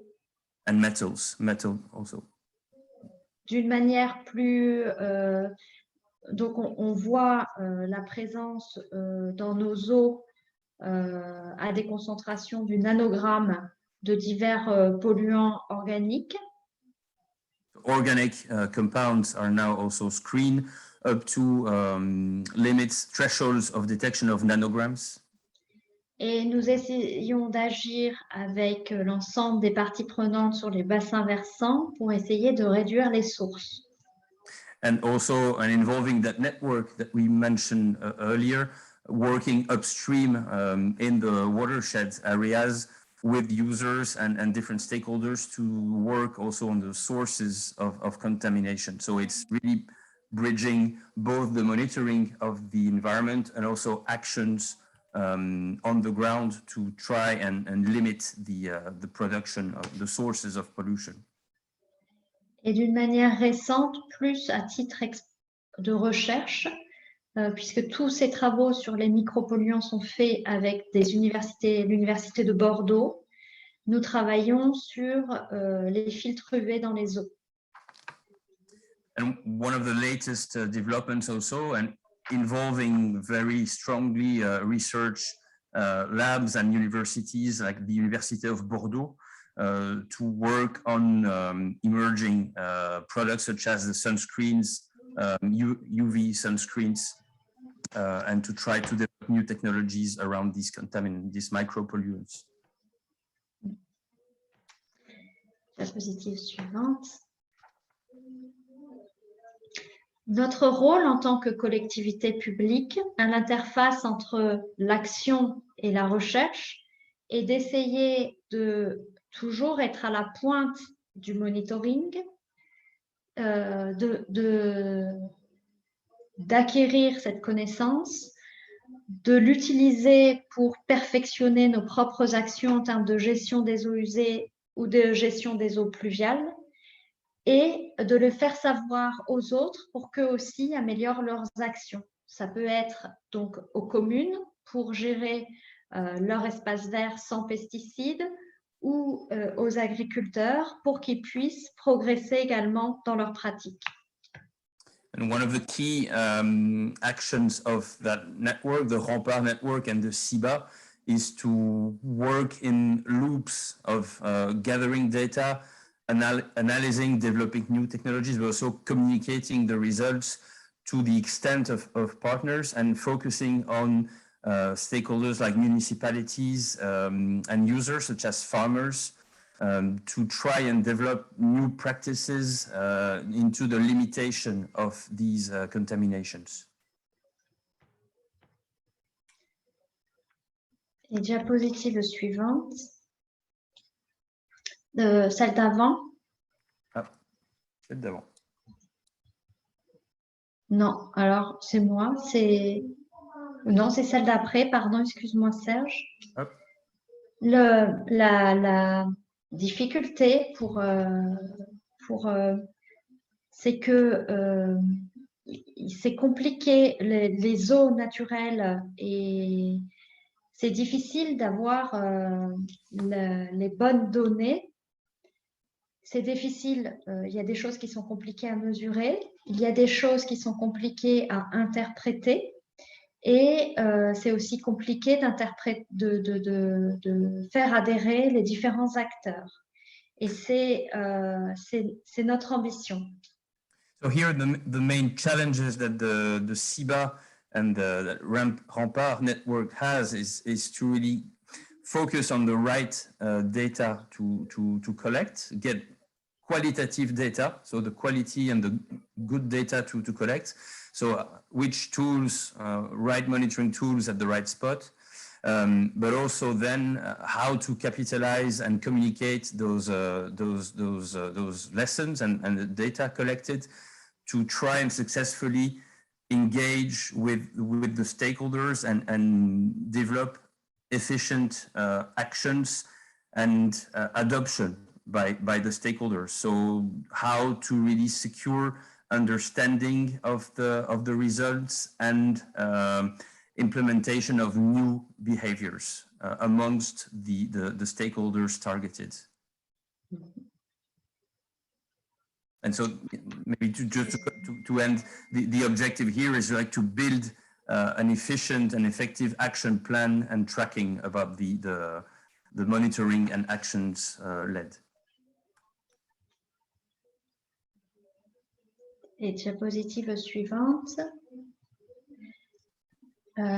Un des besoins que nous avons ressenti devant cette multitude, on a acquis au fur et à mesure des années une multitude de données et on se rendait compte que les personnes changent et on peut perdre cette donnée, perdre cette compétence. Et nous nous sommes engagés dernièrement dans la centralisation d'une base de données qui centralise tous nos résultats, mais surtout centralise tous les contextes de mesure. Et nous avons recherché pendant longtemps un outil pour le faire, et notre choix s'est porté sur la société Watershed Monitoring avec l'outil Enki qui a été développé au Canada. And so here, one of the key challenges identified was to ensure a long-term availability of the collected data and centralizing that data into an accessible and usable platform which could be shared and transferred along the different phases and lifetime of each stakeholder entity engaged in the process. And so at that point, after a long search for relevant and adapted tools, it was chosen by the CIBA to use that platform called Enki, which is specifically developed to collect, structure, and provide an access to data related to water management actions. Et pour finir. So yes, there was some details in the end also of the amount of data uploaded. So over 200,000 data sets uploaded from previous studies and monitoring campaigns from the CIBA, and now put online for an access to the public and for any stakeholders that want to access that public data.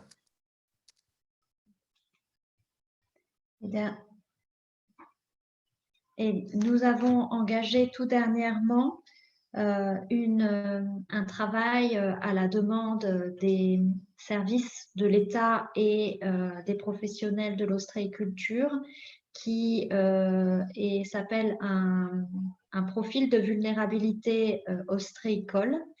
Et ça nous donne l'occasion d'exploiter l'ensemble des données acquises par le CIBA sur la qualité de l'eau et avec l'ensemble des parties prenantes de proposer un programme d'action. Donc, nous sommes très contents de cette initiative, mais nous venons de commencer le travail. So one of the outcomes also of that strategy of data collection and structuration was the request now put forward by the sector, the oyster farming sector in the area of Arcachon, that called upon the CIBA to try and develop a plan, really an action plan to assess the vulnerability, the fragility, the weakness of the oyster farming sector faced to the water quality of the area. So this is a work that only just started this year, but is really tapping into that approach of coherent data collection, development of an action plan, which would be targeted to a specific user type of the area. And this is really done in cooperation, in partnership between the oyster farming sector and the CIBA.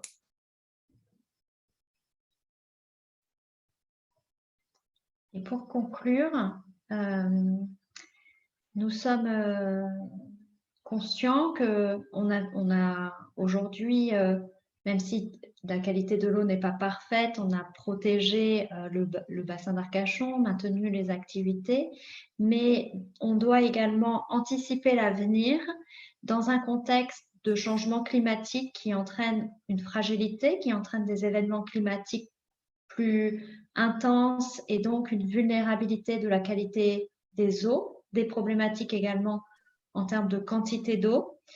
Et nous souhaitons pouvoir échanger avec l'ensemble des autres zones, puisqu'on l'a vu dans les présentations, tout le monde travaille beaucoup, a des bonnes idées et on pense que, évidemment, on progressera d'échanges mutuels.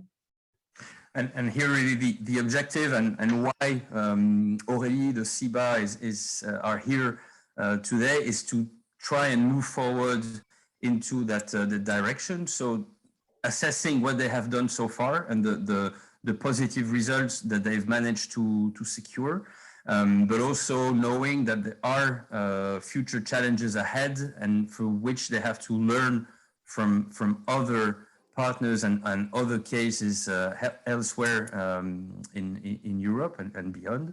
But here really challenges such as the climate change, exposure to climate change.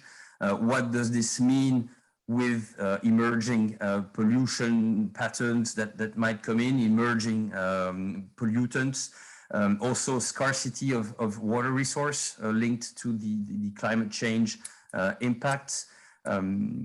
Again, learning on which tools to use and learning from other tools used in other contexts to try and improve constantly the policy and the project that they have developed in this area. Thank you, Serge. Thank you, Aurélie. There was a last slide that we developed really in the last minutes to really invite everyone here in this Big Data for River network. And once again, thank you for inviting us and giving us a spot here today. The project that has presented and we have presented here so far is quite local and regional. It's not included yet into an EU project or receiving EU funding. It's really, but it's the first steps and it's a first call to interested and potentially interested partners which would be interested in talking with us about what is being done here, what we could learn from your experience, and proceed into a knowledge exchange at EU level. So we have already identified maybe a time in which we would be really happy to invite you to have a more technical talk about what is being done in Arcachon, what we do on December the 15th. So there is no defined agenda yet, but we have secured that date, at least with a series of partners from Arcachon, from technical parts of the Rempart project. And we will be really happy to invite you and to define this further with you. So you have the contact details of Aurélie and myself. I can help bridge the different contacts together. And once again, thank you for having us this morning, and we are available for any further details and questions from your part. Thank you. Thank you very much to give you this opportunity. And I hope you are interested. Okay, thank you very much, really, Aurélie and Serge, for this sharing information about your network, your challenges in your local or even regional challenges, and I see that all around Europe we have similar problems with floods, with emerging substances, with implementation of water framework directive, and many issues related with pollution, with resources, with sustainability, and many things. And I think that while I was listening to your presentation, I was thinking that the same thing, the same problems or challenges, and actually we should tackle them or solve them, not only alone one problem, but maybe to take some systematic management measures, because we know that it costs and it needs, yes. and the problems, they are growing because we are understanding more and more about the chemicals, we know, yes. From where comes pollution, from pesticides, from agriculture, from industry, from nowadays, or not nowadays, but on the last decade, we are discussing about how households, they contribute to the environment with personal care products or with daily activities. So I would like, first of all, our audience to ask, maybe you have some comments, or you would like to ask Aurélie and Serge about their, or maybe you have some comments regarding their presentation. Yes, I see Liliana has raised hand. Please, Liliana, go ahead.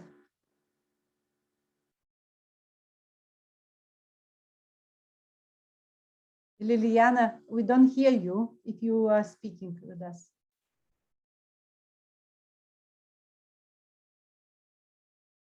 Or maybe it is left from previous, but I didn't see before. Okay, no, sorry for that. So maybe I have a question. Okay, Sophia, please. Thank you. And thank you for a great presentation. It's always nice to hear the French language. I was wondering about the bay today, when you have had this long time of this project, and we also have these national projects for bays that's really critical. Have you reached, do you think, if you compare the outside sea and the bay, is it still a huge problem? You still have very high concentrations. So that was just one question, if it's still such a big problem, or if you succeeded to lower them a lot. And then I was wondering about the sources. You brought up now the stormwater, but do you have some heavy industries or wastewater management or something like that's really a problem too? I admire the network. It was we sometimes have a hard time to get all people involved in the area. So that's my last question is, what do you think about the measures now to take action? What's the most critical reason that they don't? Is it like they don't understand the problem? Is it willingness to do something, or costs, or do you need some legal change or something like that? I mean, it's why do we all have the same issues, I think. Why, but in this case, what do you think would be the main reason that they don't take action?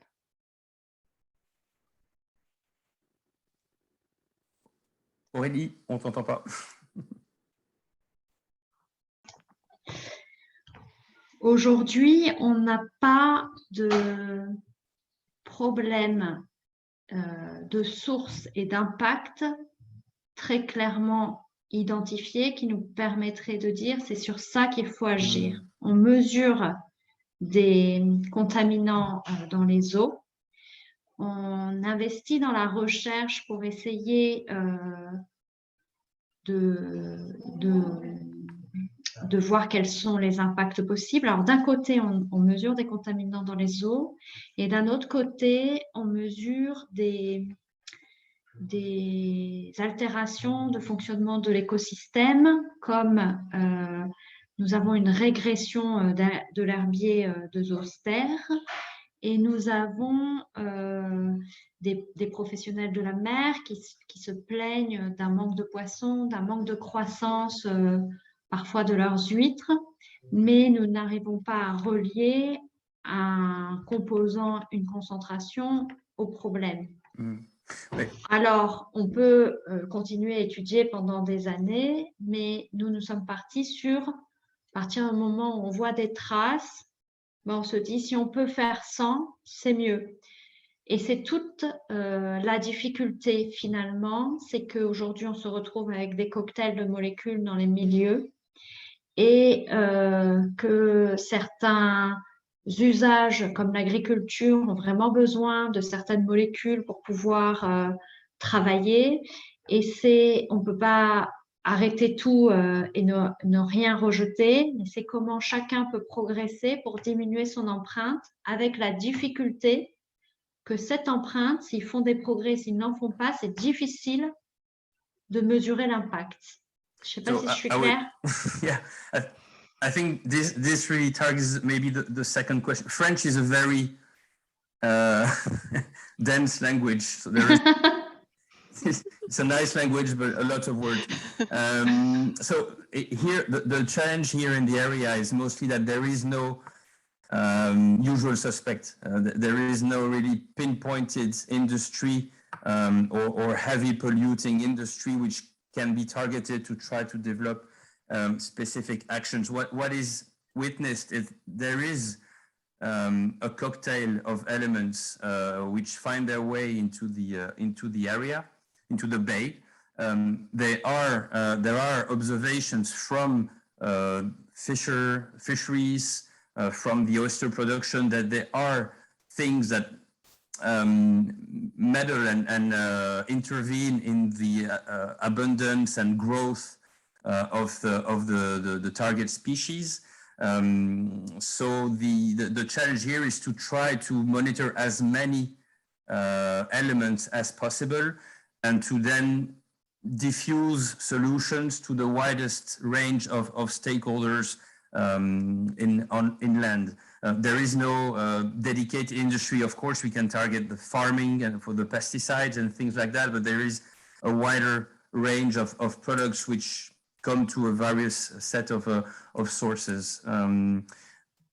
Peut-être Aurélie, la première question, c'était les résultats en fait. Est-ce qu'on observe une nette amélioration depuis le début des travaux, donc depuis les années 60, 70, l'état des par rapport aux contaminations, c'est quoi le bilan? On mesure une nette amélioration de la qualité des eaux au niveau bactériologique, avec aujourd'hui des points de vigilance toujours, mais qui à l'époque étaient dus à des apports d'eau usée dans le bassin, à un réseau pluvial qui n'était pas encore assez performant. Et aujourd'hui, on est sur les derniers progrès avec quand même une nécessité, compte tenu du développement de l'urbanisation et du changement climatique, avec des épisodes de pluie intenses, de encore progresser sur nos eaux pluviales. So from the assessing the results made from the start of the project, where there is a clear improvement is about the bacteriological quality of the waters, where there is really now next to no problems about on that specific set of indicators, but it has to be. I mean, it's an ongoing battle because there is an improvement in the drainage and the collection of stormwater and runoff waters, which were the main problem for bacteriological contamination. But now you have a more intensive urbanization going along with the improvement of the network of collection, and also intense episodes of rain linked with the climate change patterns, which call for adapted collection systems for the water. So it's an ongoing work, but there is clear improvement, at least on that side. But of course, as soon as you start measuring another contaminant, then there is work done. So. Sur les micropolluants, par contre, le chantier reste quand même ouvert. On a au niveau des pesticides, certains qui sont en diminution, d'autres qu'on n'arrive pas à diminuer, alors que les agriculteurs diminuent leurs usages. Some challenges for micropollutants and pesticides is that there is an observation of lower concentrations of those products, the classical pesticides, but also emergence of new ones. But the quick question is that mostly farmers and the agriculture is using less of these pesticides. So the challenge now is to find which are the new sources of those new. On pense qu'il y a un temps de latence avec les sols qui relarguent.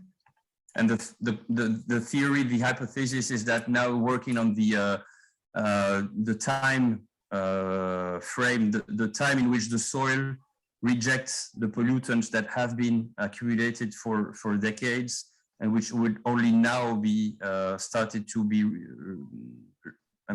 finding their way into the water system. Et sur d'autres types de composés qui sont utilisés en anti-fouling sur les bateaux, on voit une réduction nette de la présence de ces composés suite à des interdictions ou des préconisations. Par contre, on voit une augmentation du cuivre, qui est la molécule dite bio, qui vient composer les molécules chimiques, et on émet une vigilance là-dessus. And so two things specific to the area is all around the sailing industry and the anti-fouling products, which are now less present in the environment because of different regulations and the fact that now these products are not allowed to be used anymore. But an increase in copper concentrations because this is an alternative in organic farming for replacing the use of pesticides. And of course, the Southwest, if you know Bordeaux and the Bordeaux area and the wine production, you have now more organic production, less pesticides, but more use of copper. So you're seeing peaks now of contaminants linked to the presence of copper metal in the water.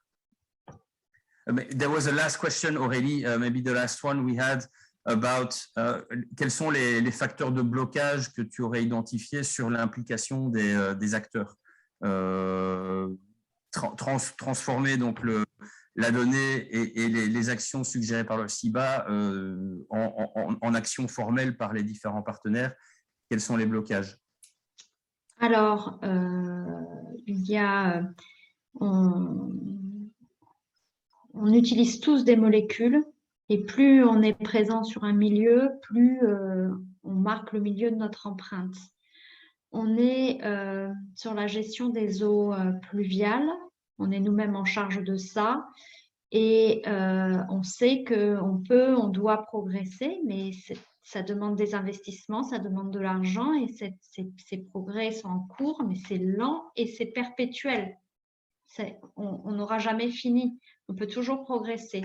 Ensuite, il y a donc ce qu'on appelle ces pollutions un peu diffuses, ces cocktails de molécules où chacun a une responsabilité, mais en même temps, on ne sait pas comment imputer la responsabilité de l'un ou de l'autre, et Et souvent, faire changer les pratiques, ça demande une remise en cause du travail, que ce soit des agriculteurs, que ce soit du notice, que ce soit nous au quotidien. Quand on prend notre voiture, on émet des pollutions qui arrivent in fine dans les eaux maritimes par le lessivage des routes et autres. Et comme on n'est pas sur un espace qui a un problème majeur on n'est plus sur un espace qui a un problème majeur et que c'est ça, on focalise et il faut résoudre.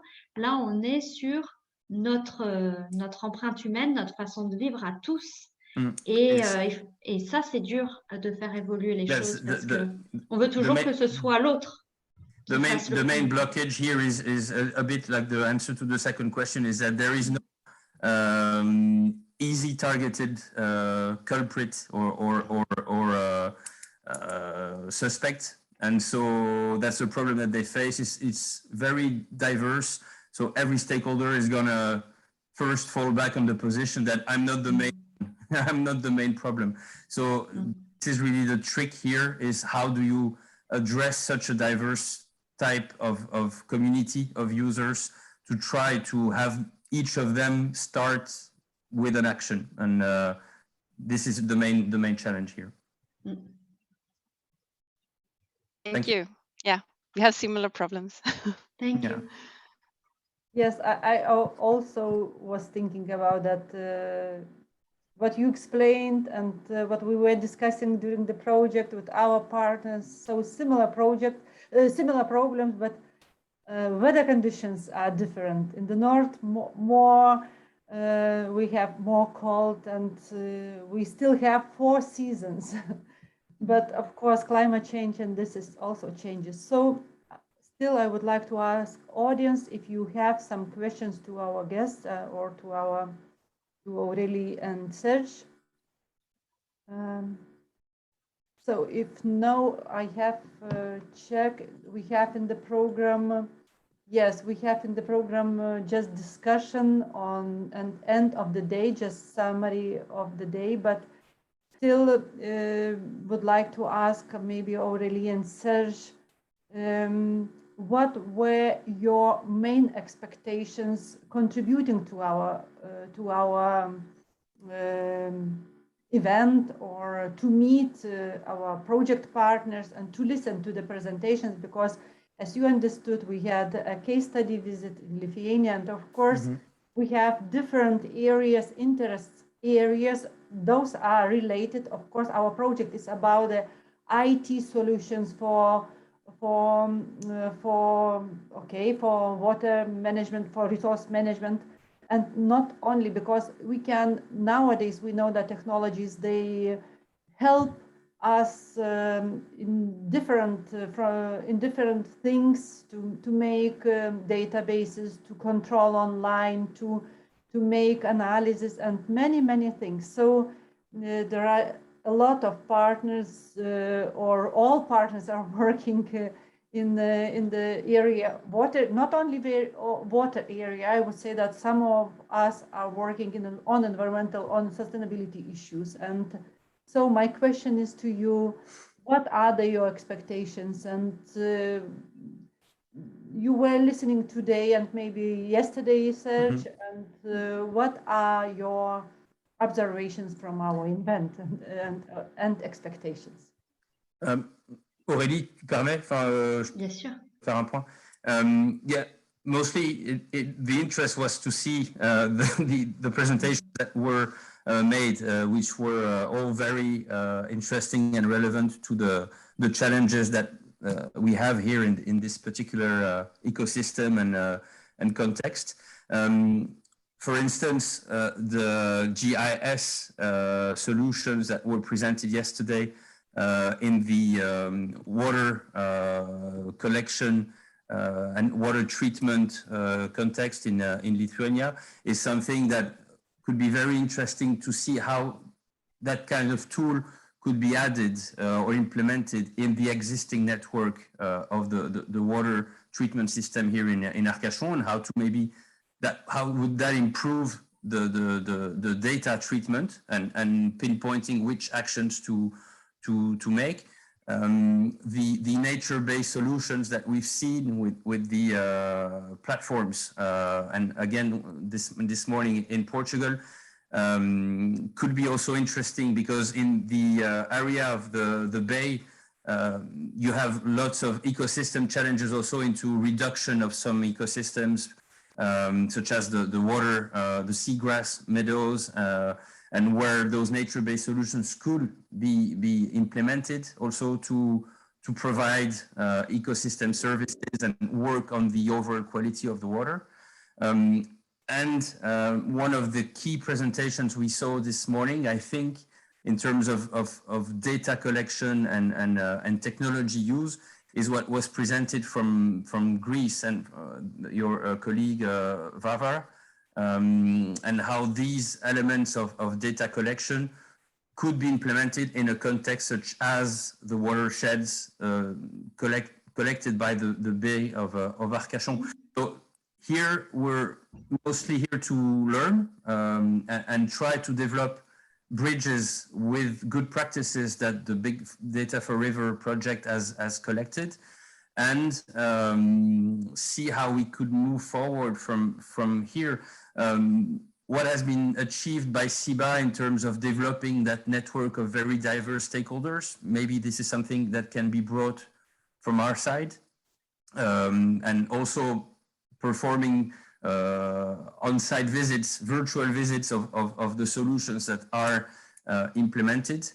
We basically have a lot to learn from every of partners involved here in Big Data for River. So I think we can't not be part as a formal partner, because it's not it's not how an Interreg project works. We know a bit about that. But how we could wedge in and try to follow that, and maybe organize a side event, as was suggested at the end of our presentations, to try to develop one or the other technical aspects of what has been proposed with one of you, and see maybe there is opportunity for cooperation from your individual entities, university, municipality, or regional body that would be interested into developing a contact and exchange with SIBA as a partner, or Rempart network. So we're open for cooperation, and also if there would be an opportunity, an emerging EU call for proposals or call for projects, where you would be thinking about developing something, we would be interested as a potential partner. Okay, thank you. It is really the same what we are doing here, and actually those institutions, I think most of us are working in many different projects, EU, national or international projects. So maybe some colleagues from Big Data for Rivers project partnership have some questions. If no, I would really very thank you for cooperation, for interesting in our activities, and of course you can find our good practices in the Big Data for Rivers project website and the library. And of course, if you see the interesting good practices, we could make a bilateral meeting, online of course, meeting, and share our knowledge. And I know that not only Lithuanian partners, but also Romanian partners and other partners, they use GIS instruments for water resources management or for management of activities, different activities. So thank you very much. And of course, we will keep in touch, and we will know that if you will see opportunities somewhere and you will need a partner, of course, we will do the same. And I see that Anna, also Rosa, probably contact you in the next day. Thank you. Yeah, okay. Yeah. And also special thanks also to Louisa from Sim Altumínio that put us in the water of made us jump into the network. Obrigado. Obrigada. Nada, I just like to talk a little bit, if I may. I'm sorry, but I'm having network connection failures. I couldn't say anything earlier because my internet was down. But I would like to say thank you, Serge and Aurélie, for participating in this event.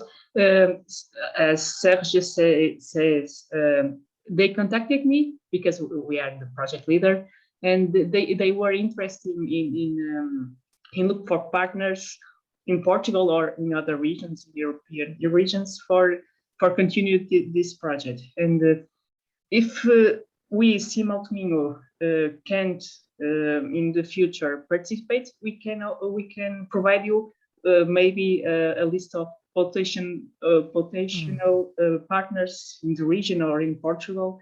But as Hannah say, we keep in touch, and we'll see in the future what can we do, or if we can do anything, what partners you can expect from Portugal or something like that.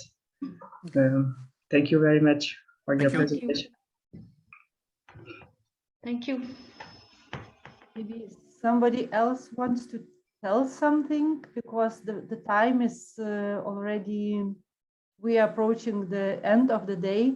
And I would like to once again to thank you to all presenters for sharing your information, for your very interesting, very comprehensive presentations, and from partners, from their stakeholders. And I really hope that we will continue on those issues working, and this also exchange of experience seminar will help us to develop our action plans and to think about the problems, challenges in regions, and take them systematically and solve them systematically using different approaches.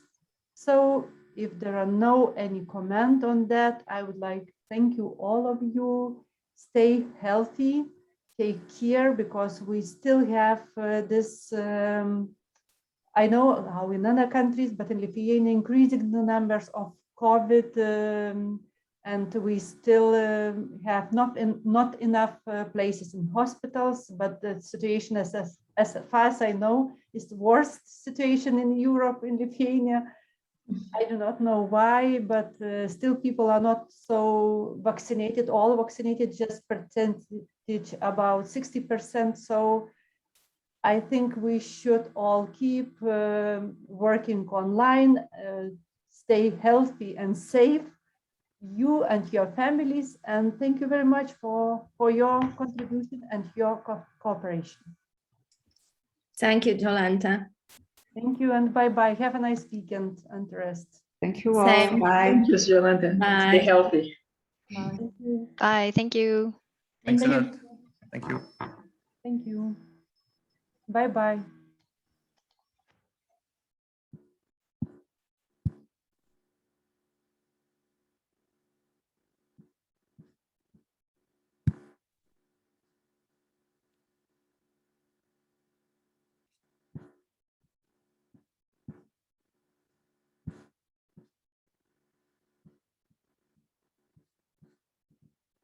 Jūrate, nežinau, ar tu mane girdi?